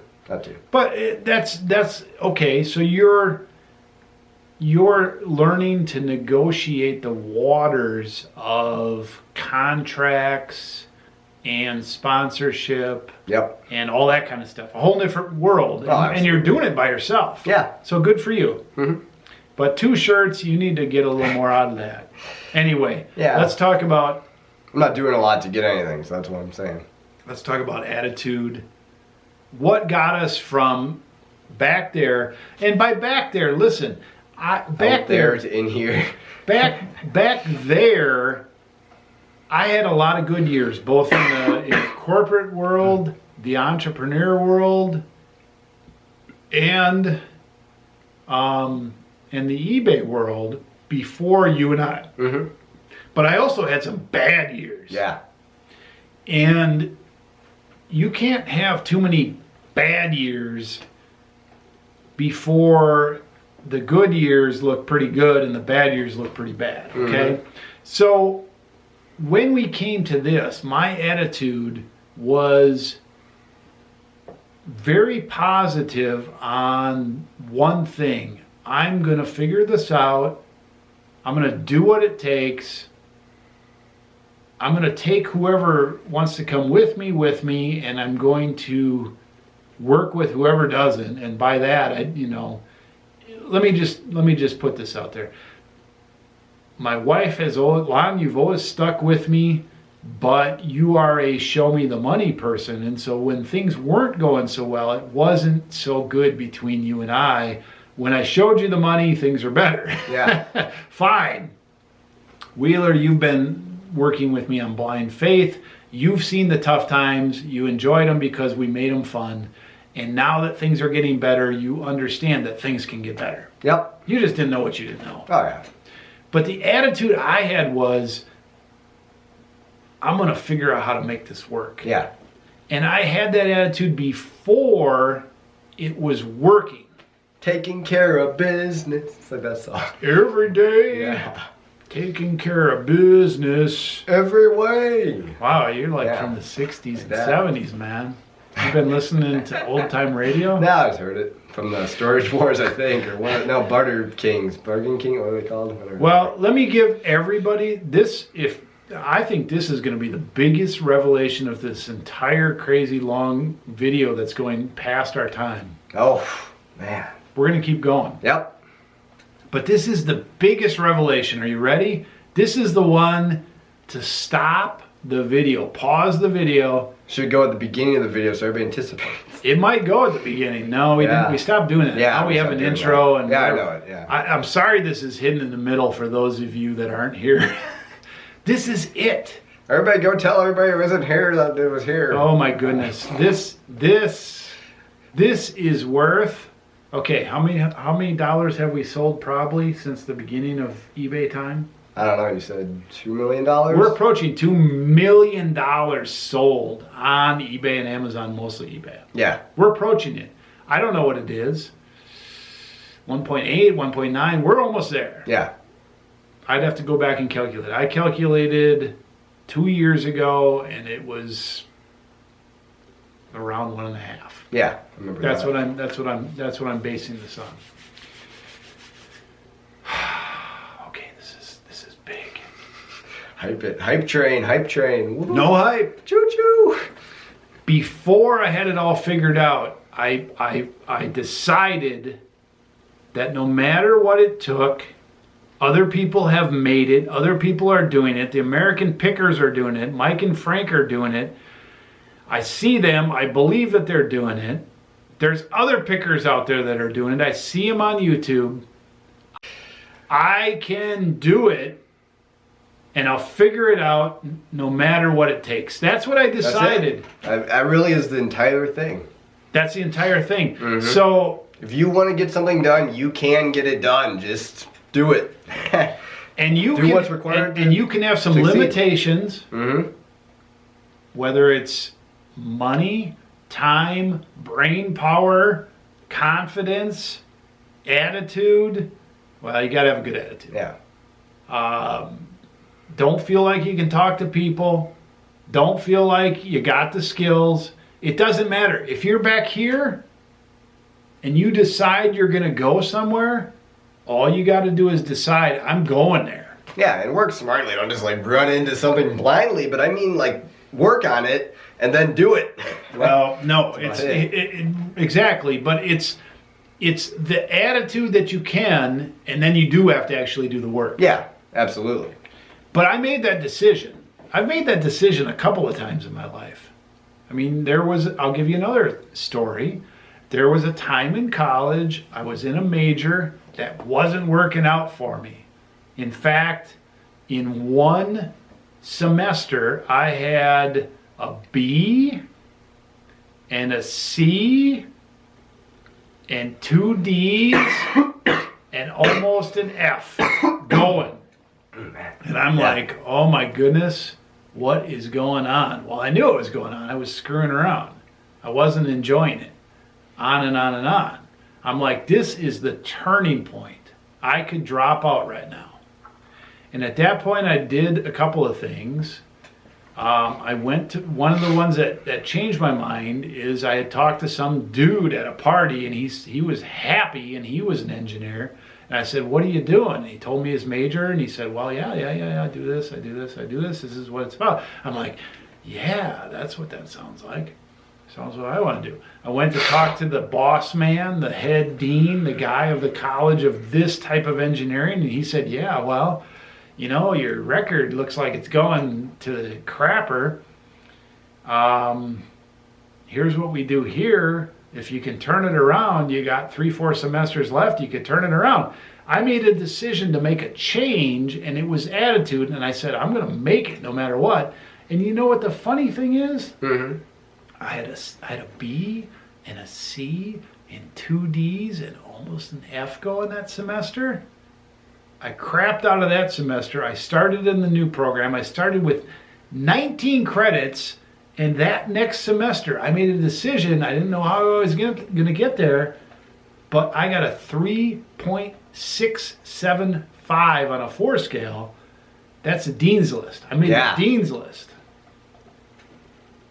And I had a job, and I had a girlfriend. Yeah. Crazy. But that's wherever you're at, if you're at one of these positions where you're like, I'm not happy where I'm at, I want to be wherever. Make a change. Well, the attitude is it. Yeah, it is. And it's not like attitude like, whoa, dude, I'm out there, I'm it. It's, I'm going to make it. Yeah. And the first thing that hits me is going to hit me, and I'm going to get back up, and I'm going to reassess, I'm going to go forward. I'm going to make it. How do I make it? Well, things are going to hit you, mm-hmm. and you have to realize that too. Yep. Okay. Switch subjects. What do you think about going on the road full time? Sounds crazy, but I'm in. Why are you in? Fun. Sounds like fun to me. I don't like staying put. Of course, we live in a small little town, so it's kind of fun to go explore around.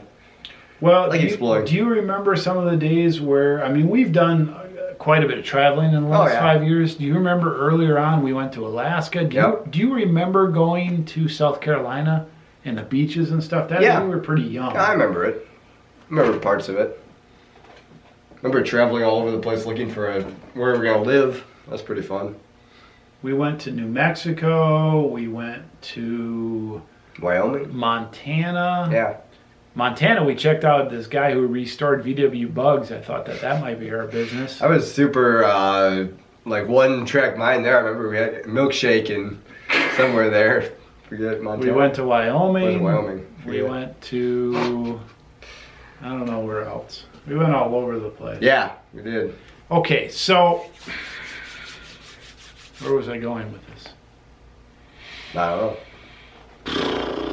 What are my thoughts about going on the road? Oh yeah, on the road. Okay, so not too long ago we started taking another day off, and it gave me a chance to rest. And I started to take another day off on my side of the business and work on the business. When I started to do this, I started to realize, hey, if we don't change our business, A, we're going to get bored, B, we're going to get stagnant, C, we're not going to fully explore what we can do with this business, okay? Yeah. So I started to think about a couple of things we could do. We thought about flying places. We thought about international travel.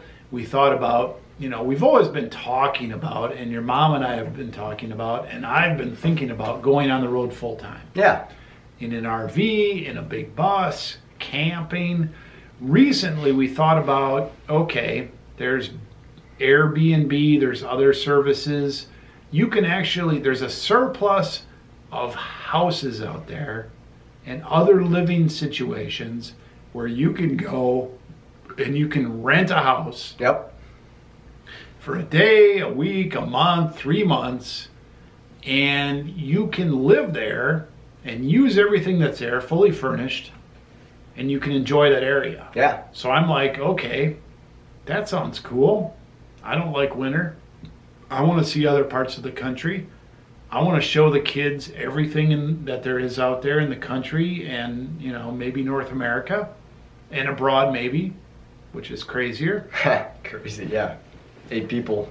I really don't have an attachment to our town. Yep. We've got, we homeschool. We've got some other things where we can make an income on the road.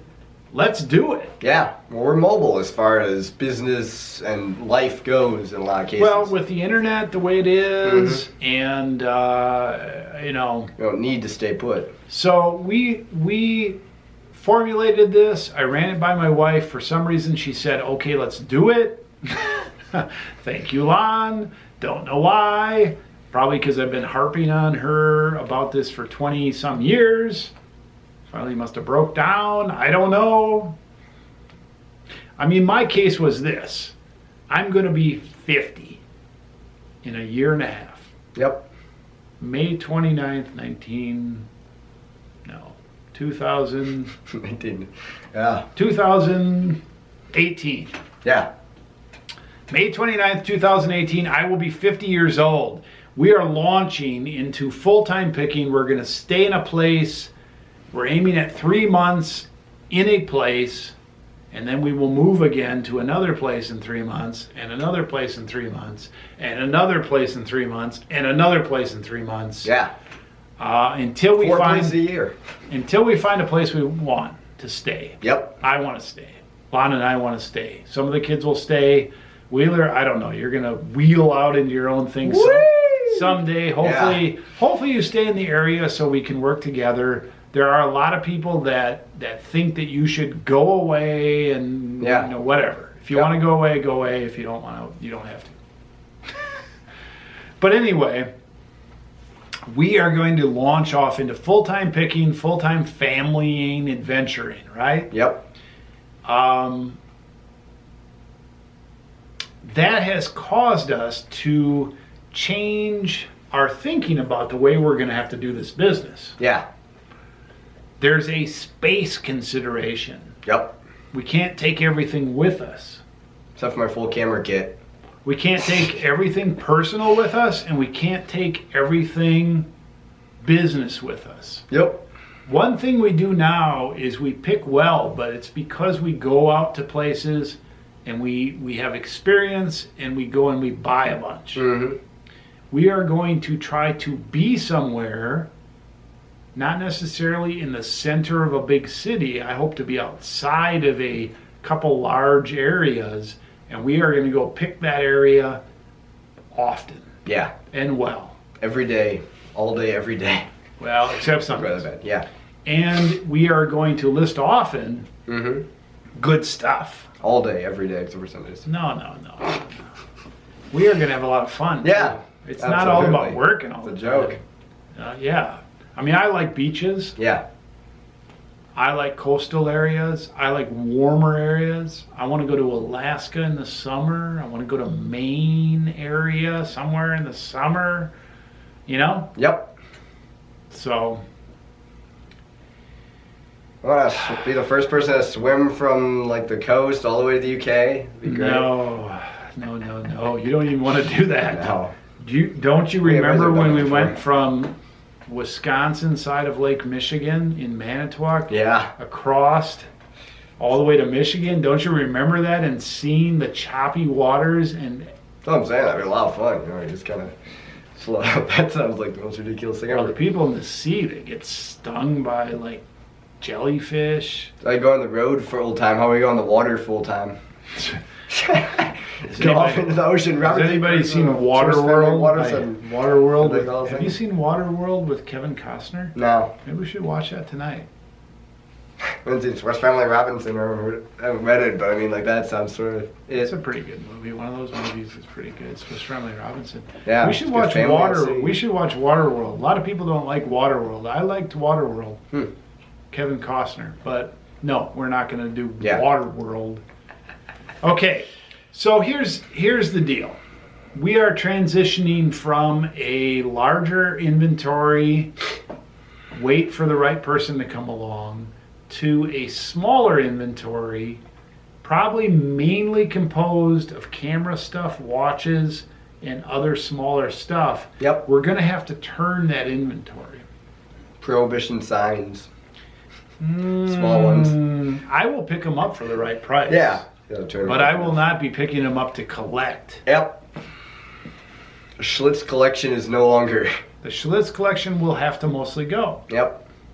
And that's not a problem. But anyway, that's the journey that we're on. So we're going to transition in front of your faces over the next year or so from a location-based business to a on-the-move, mobile, flexible, picking force business. Any other comments on that? Sounds crazy. Sounds just I would say 90% of the comments that I've gotten back are, bring it on, we want to watch it. Yep. Some of them want to see us like stumble, have trouble, drama, and they want to enjoy that. Well, when we go on the road, we're turning this into like a 40-minute TV show, right? Where it's all dramatic and like, ooh! 40 minutes a day? Every single day, drama. Pure drama. I'm going to need some editors. Pure drama all day, every day. Okay, for those of you that don't know, and obviously most of you know because the editing sucks, I edit this 100%. Yeah, yeah. Although that funny little dealer bearded guy down here in the corner, that's free. It came in along free. I took the picture and then my daughter Kate made it clear so it would fit on. Translucent. She's going to do, I'm hoping Kate does more of the video work and editing work. Wheeler, I'm sorry. Yeah, well, she's done video work in the past. I'm sure she can handle it. I need you to list. Yep. That's your deal. I don't like video editing that much anyway. Listen, you don't need to list 10 hours a day. Yep. You can list 4 hours a day. That's fine. I don't need to list 10 hours a day. I can list 15 hours a day and it'll be fine. Well, that's only for 10 hours a day. That's nothing. Well, okay, so here's how I envision on the road. Yep. Most days on the road, we will go picking for probably 3 hours. So probably an average of 2 to 3 hours, 6 days a week. We will find very good stuff. So what is that? Let's say we alternate 2 and 3 hours, 6 days. That's 3, 18, 2, 12, 15 hours a week picking. Yeah. That's what I envision. I envision 15 hours a week picking. A lot more than we do now. Right. And we're pretty good at it, so that's what we're going to do. I envision myself, because I'm going to give up some of my duties, like most of the packing, most of the trip planning, most of the bookkeeping. Lon is going to take that. Right, Lon? She doesn't know everything she's in for. Packing is fun and not fun. Yeah. Anyway, if I can give up most of that stuff that I do behind the scenes to Lon, which I'd love to do, I'm going to list 10 items a day. Yeah. That's a lot. After 10 good items. 10 good items. That's good stuff. That's a lot. That should take me 2 to 3 hours a day. Mm-hmm. 2 hours someday, 3 hours someday. So there's another 15. That's 30 hours. Yep. I'm going to make videos. I'm going to do some other things with the business. I should work a 40-hour week. Mm-hmm. Plus some video. Yeah. So 40-hour, let's say 50-hour week. I'm going to work a 50-hour week on the road. And the rest of the time, I'm going to be adventuring with my kids. I'm going to be teaching them homeschool. I'm going to be watching them grow, letting them do their thing, taking them to whatever they need to do.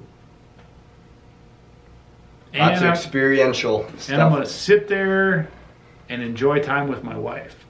Now, for you, Wheeler, you're going to be out 15 hours a week listing? No. 15 hours a week picking. I expect you to do the same thing. 2 or 3 hours a day listing. Yep. That's it. Yeah. But good items. You want to do a little more? That's fine. Yep. Probably you will do a little more because I will do some other things that'll do that. You should work 40 hours a week in our business. You're going to make a great salary, whatever, and then you can do your video stuff. Yeah. And then the rest of the time is experiencing. Super boosted boards.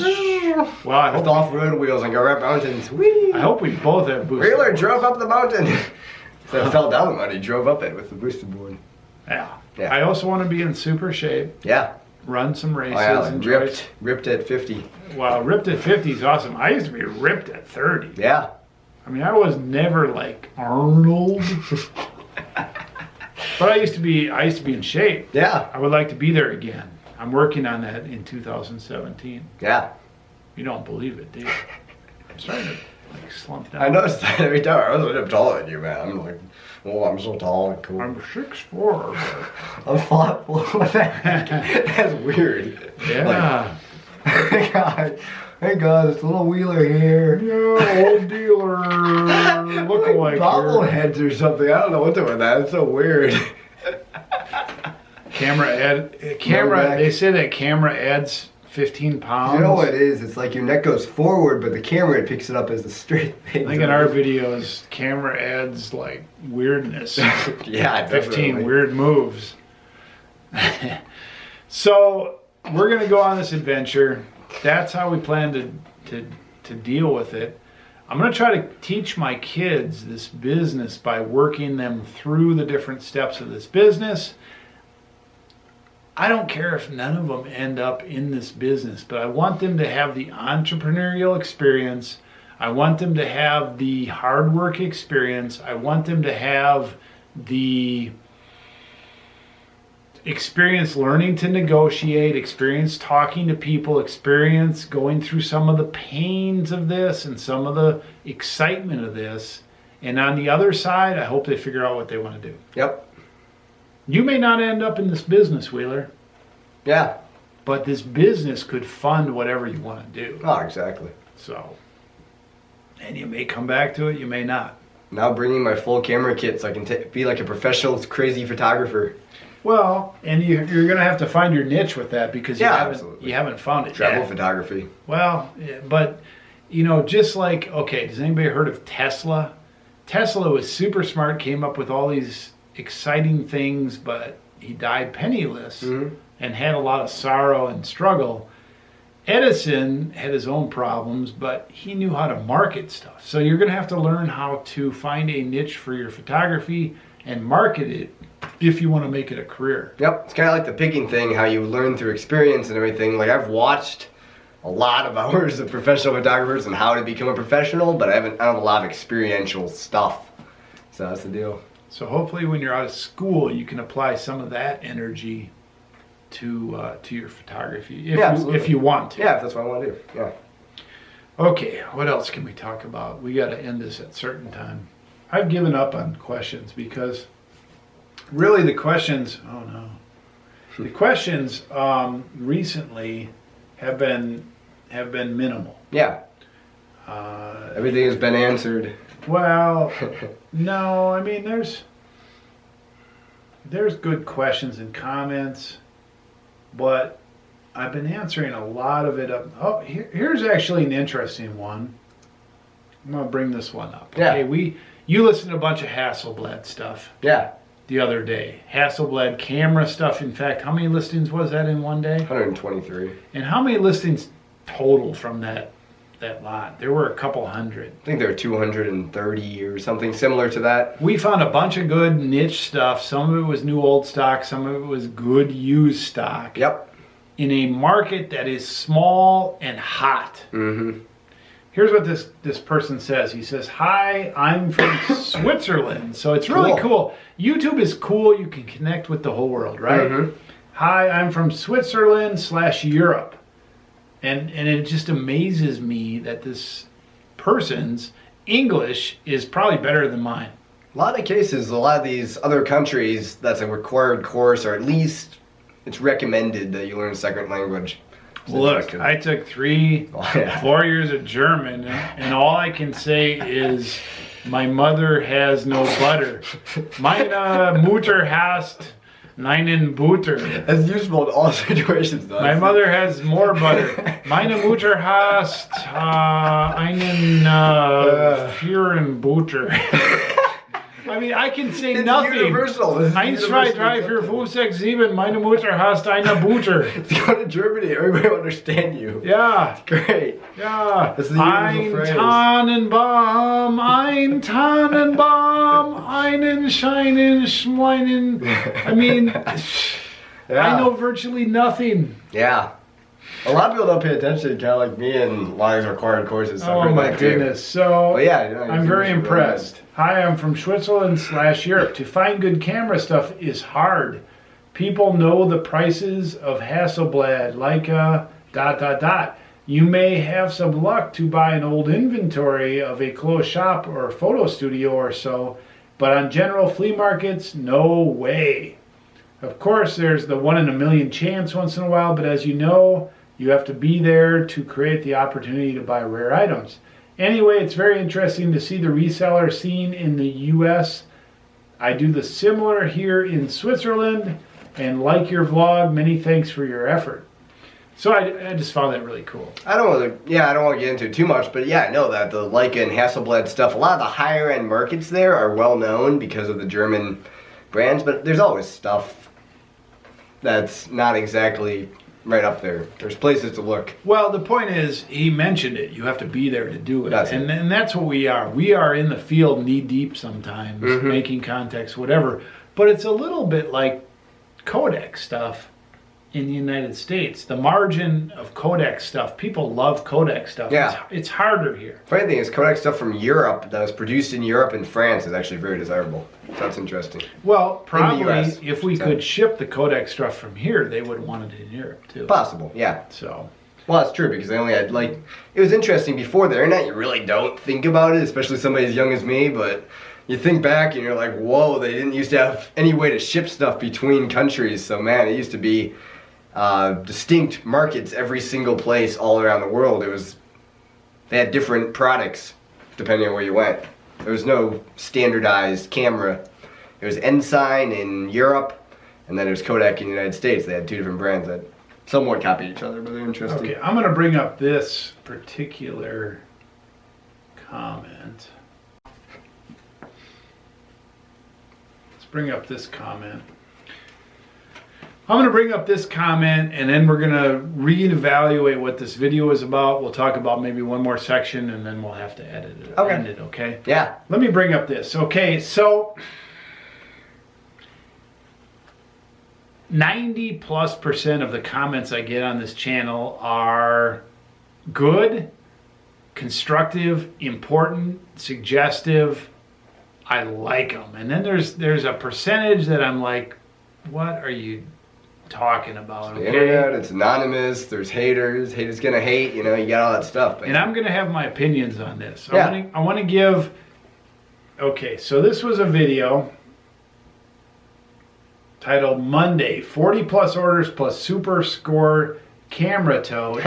I was very grumpy in that video. Let's just say I was sick in that one. I remember that. And here's a camera. Okay. So is the camera portion your main income? Yes. Does Wheeler do all of the camera research, listing, repairing, and inventory? Basically, it looks as though you have two businesses in one. Your sign and one-off business, but your main income is coming from cameras and now watches, which Wheeler is always doing. Okay, so the connotation here bothers me. It's interesting. I got 5 thumbs up on it there. It's obviously there are people who have a misunderstanding about the whole deal. Well, okay. It's like an iceberg. There's surface, and then there's stuff beyond the surface. Here's the deal. Does Wheeler work hard? Yeah. Heck yeah. Does dealer work hard? Yes. Well, I laughingly responded, he does it all. I can retire soon, because it was like ha ha ha. Think, I mean, maybe you think all I do is just drink beer and dance around. I mean, German, man. That pisses me off a little bit. Yeah. Okay, because obviously, you're not. Actually, you know what? Banana Peeler, we don't show him in the vlogs much because he's doing all the work. Like, we're just here goofing off at the show. Well, he's over there. We're just busting. Yeah. Yeah, that's the truth. I mean, the bottom line Crazy is this. Picker Life exposed. Wheeler is a hard worker and does a lot of work. I will never discount that. But, I mean, it's funny how that comes off.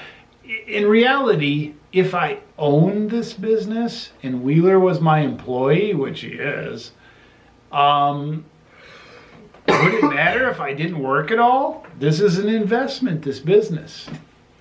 So, I mean, that just bothered me. I mean, I homeschool, I run a household, I pack 15, 20 hours a week, pack orders, and I list my own stuff, and I run this business. So that kind of hit me off, you know? It did hit me off a little bit. How do you feel about that? Well, the running the business is a lot more than you would think from an outside perspective. The actual running of the business takes a lot more time.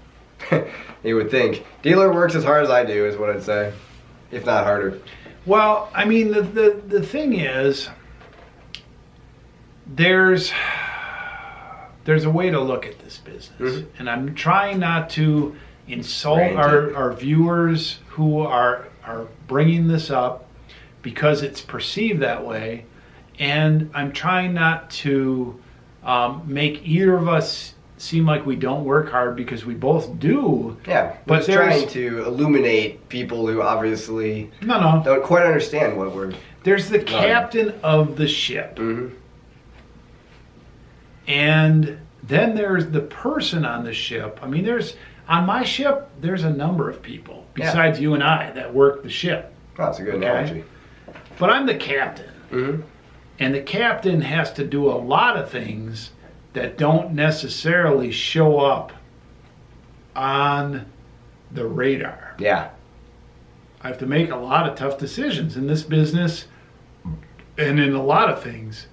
But every good captain has really good people. Yep. And I happen to have a really good person here who, in any given situation on the ship, I can count on. But although Wheeler could be a captain of a ship down the road, if Wheeler was a captain of a ship right now, he'd have well, no, you'd have to go through some pretty rough waters. Yeah. The only reason I'm the friggin' captain is because I've taken a few cannonballs. The captain's usually the guy with the peg leg and the eye patch, and he's a little bit older than all the rest of them. Yeah. He's in there. Yeah. So I don't. It's a tough discussion to have here on camera, because I've got my first mate next to me. But the reason you're my first mate is because you're next in line to be the captain of your own ship or this ship. Yeah. I don't care. That's how it works in the boat analogy, the captain analogy, yeah. But the person doesn't become the first mate by being a sluggy. No. Those ships go down when the succession plan happens, okay? Yep. So I do happen to have a really good first mate, and it may seem as if the captain here is like AWOL half the time, I guess. I don't know. Yeah.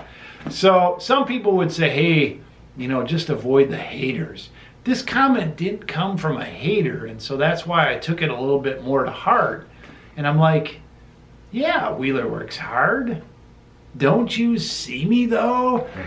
At 1 in the morning, packing orders for 6 hours? Hello?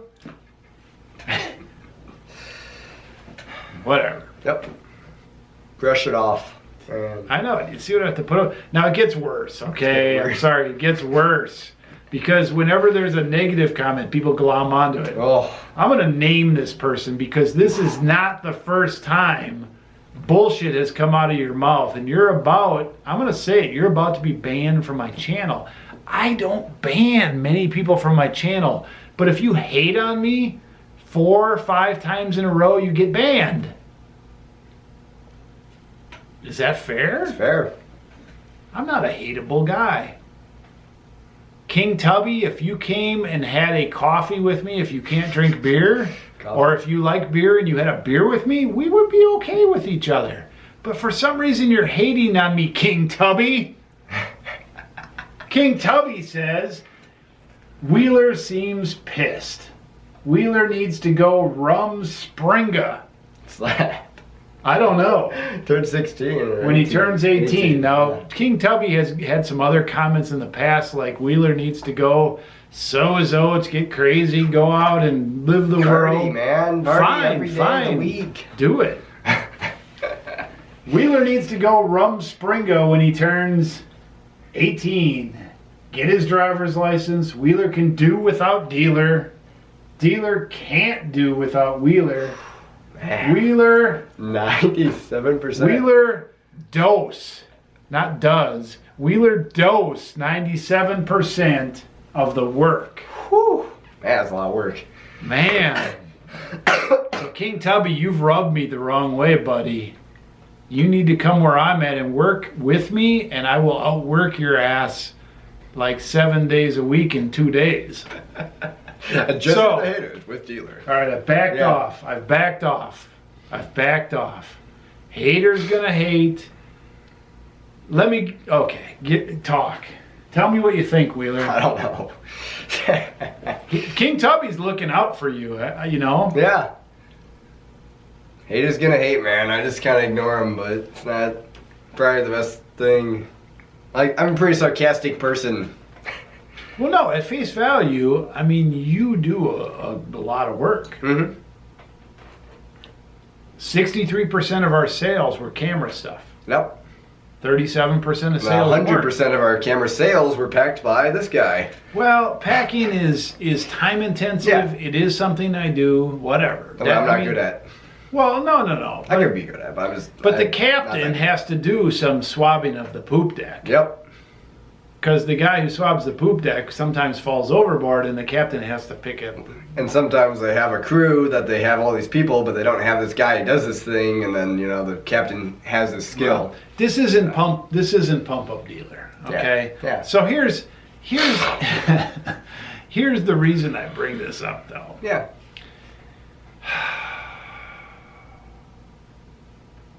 I don't know. I lost it. It is annoying. That really is annoying. And I know I'm going to get a lot of support from viewers. I have no disrespect for Wheeler. The work you do is enormous and wonderful. But it's so funny how people don't understand what leadership is. They don't understand about building a business. They don't understand about people who are behind the scenes of working the business. And I'm going to say this. There is an attack out there on the family. There are going to be people that are nodding about this, and there's going to be people that don't really know what I'm talking about. But family business, succession of business, fathers and sons working together, families working together, there is an attack on that. On YouTube, if you put something out that's real and valuable and awesome and something like a family working together, there are attacks. Yeah, man, you're too protective of your kids. Oh, man, let your kids live a little. Oh, man, you know, like all these people. Man, does anybody believe out there that the way things are going is the ultimate greatness, though? I mean, there is a lot of trouble in the world. There is a lot of disconnect in the world. There are a lot of families out there that are disconnected from each other in the world. There is a lot of BS being presented as nirvana in the world that is not that great. Get away from your parents. Go to college. Party all day. Woo, woo, woo. Yeah. Well, I'm just saying. I mean, okay, let me reverse it. I think we have something going here that is very special. It is reasonably unique. It is a business plan that has been put in place when I was younger, and I'm like, okay, I'm going to have a family. I'm going to teach them myself with my wife close. We're going to experience a lot of things. Hopefully, we're going to have a home business. I'm going to bring the kids up in that. I'm going to teach the kids what I know. We're going to experience it all. Where they go, I do not know. But I'm going to do my best to teach them. If this business sticks, and some of my family is around in the business when I decide to end my business career, they can carry it on. That is the plan. Is that so bad? King Tubby, F you. A lot of things, or a lot of people who make lists of like the hardest things to be on YouTube. One of the number one things is you have to have a thick skin to survive on YouTube. I have a thick skin. Because there are a lot of anonymous people out there who just want to hate on you, man. I have a thick skin, but when it comes to attacking me and my family, Let's go. Dukes up, man. Let's go. And if this looks not intimidating, come see it for real. All right, let's float. Yeah, if that looks not intimidating, come see this for real. King Tubby, I don't care if you're cut. Bam, break the legs. I don't care if you used a box. Come see this for real, buddy. Rocky Balboa is going down. Come see this for real. The rounds. Set up the ring. I'm looking right at you, buddy. There's no way you watch this video to the end. Having a match. But if you did, come see this for real. Having the Rocky, what's the new Rocky movie? Rocky 6? Rocky's done. I know it. Well, you're the new Rocky, though. No, I'm just saying, you attack my family, you attack me, what I believe in, come see this for real. You'll find a different dealer. All right. I'm going to have a happy outro. It doesn't have to be happy. Oh, okay. So, I've brushed that off. I wanted to bring it up in this show because I know what's going on here behind the scenes. I know the business. Put it another way. If Wheeler's not tough enough to carry on this business, it's going to fold. So I am looking to make him tough. You're in your prime. You should kick butt. Yep. You're not even in your prime yet. Not yet. I mean, the 20s and the 30s are probably your prime. That's what it's supposed to be, yeah. I mean, I'm approaching 50, and I'm definitely not in my prime. Like skateboarder guys, they got out early, and I mean, they're really hitting their prime in their teens, but I mean, this is totally different than skateboarder people. I have to say this, it's probably none of you viewers out there, but there is a certain mindset out there that is entitled, soft, and basically bullshit. And if we don't turn that mindset around by example, these people that think entitlement, they think something for nothing, they think it's not really cheating necessarily, but quick way to success should be theirs, whatever it is. If we don't turn this around, we as a country and as a people and as a family, we're done for. We're done for. There are countries and peoples and leadership behind those countries, call it world government, call it these countries, they're hungry for what you're eating. They're hungry for your families. They're hungry for what we have. If we don't turn that around, and this is not the beer talking, this is dealer talking. Wake up, America. Okay. They're hungry. Yeah. If you're not hungry enough, if you don't understand that you have to do something with you and your family to make a difference and to grow and to be an example, our country is heading down the road of King Tubby and his bull, his stupidity, his ignorance, his fantasy, his whatever. Is that too deep? I don't know. I'm just chilling over here, man. You can do whatever you want. Really? What do you think? You think I'm out there? Hey, King Tubby, show us your eBay profile. Where's the sales? Where's your sales? Show us the money. Well, I mean, look, there's a few people I've had a ban that are obvious trolls. They will follow this channel, and you can go back and look sometimes. They just barely watch a little bit of the video. They make this comment. They're there to break it up. They're there to cause controversy. They're there to troll, whatever that all means. When his big videos goes up, the second he goes up, there's 20 dislikes from random people and like 2,000 likes. But I mean, there's always those 20 people. Well, I never get 2,000 likes. Well, I'm talking about like these big videos, whatever. I get the first second, you get 20,000 thumbs ups, 20 dislikes. Look, it comes down to this. I'm sensitive to what the viewers think, but that doesn't mean I'm like blown over or I go home and cry. Woo, I do, no. I do this because I like doing it. But, you know, some things bother me in a sense, but it really bothers me. Like King Tubby, it bothers me that he doesn't get it more than what he's sent at me. I'm not worried about what he sent at me. I'm more worried about how he's thinking because, or he or she, it could be, I guess it's King Tubby. Yeah. I mean, in this world, you never know what that means, but. It's a cat. Sounds like Garfield. So I think King Tubby, but yeah. So, okay, let's just clarify this. Are you held here by, am I holding you here?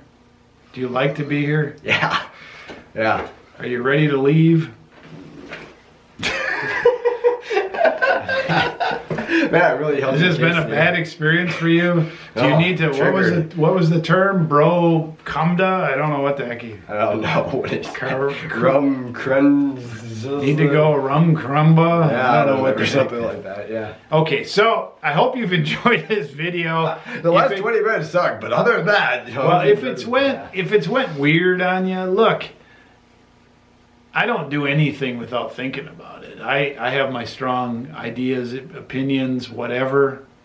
I care for my family. I want to make a living. I like to do win-win. I want my kids to do whatever they want to do. Obviously, I want it to be something morality well, better than not better.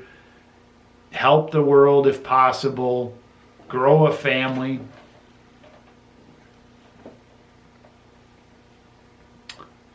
Leave your comments below. Leave your questions below. I read them all. Appreciate you watching the video.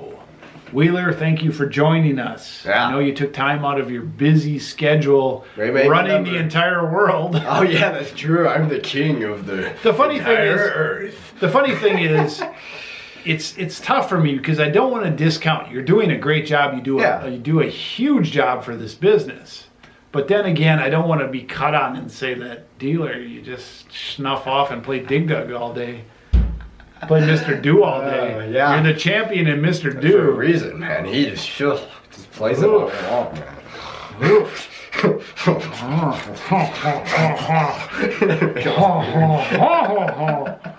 The weird pompous noises. I don't know what I'm going to do. You never know what you're going to get on this channel. This is the crazy picker life, not the normal picker life. If you want that, go to this other guys over here. Yeah. Hey, we're normal. If you want the cookie cutter stuff, go somewhere else. We need to make a second channel, the normal picker life, the average. If this is your first video and you made it this far, please subscribe. Call it the censored picker life. We can have a different channel. Yeah. Just cut this whole video into about 2 minutes and just complete fluff. Yeah. I appreciate everything. Thanks for watching. Pick well, list often. For Wheeler. For Wheeler. And Dealer signing off. Out. Hey, Wheeler. Dealer Production.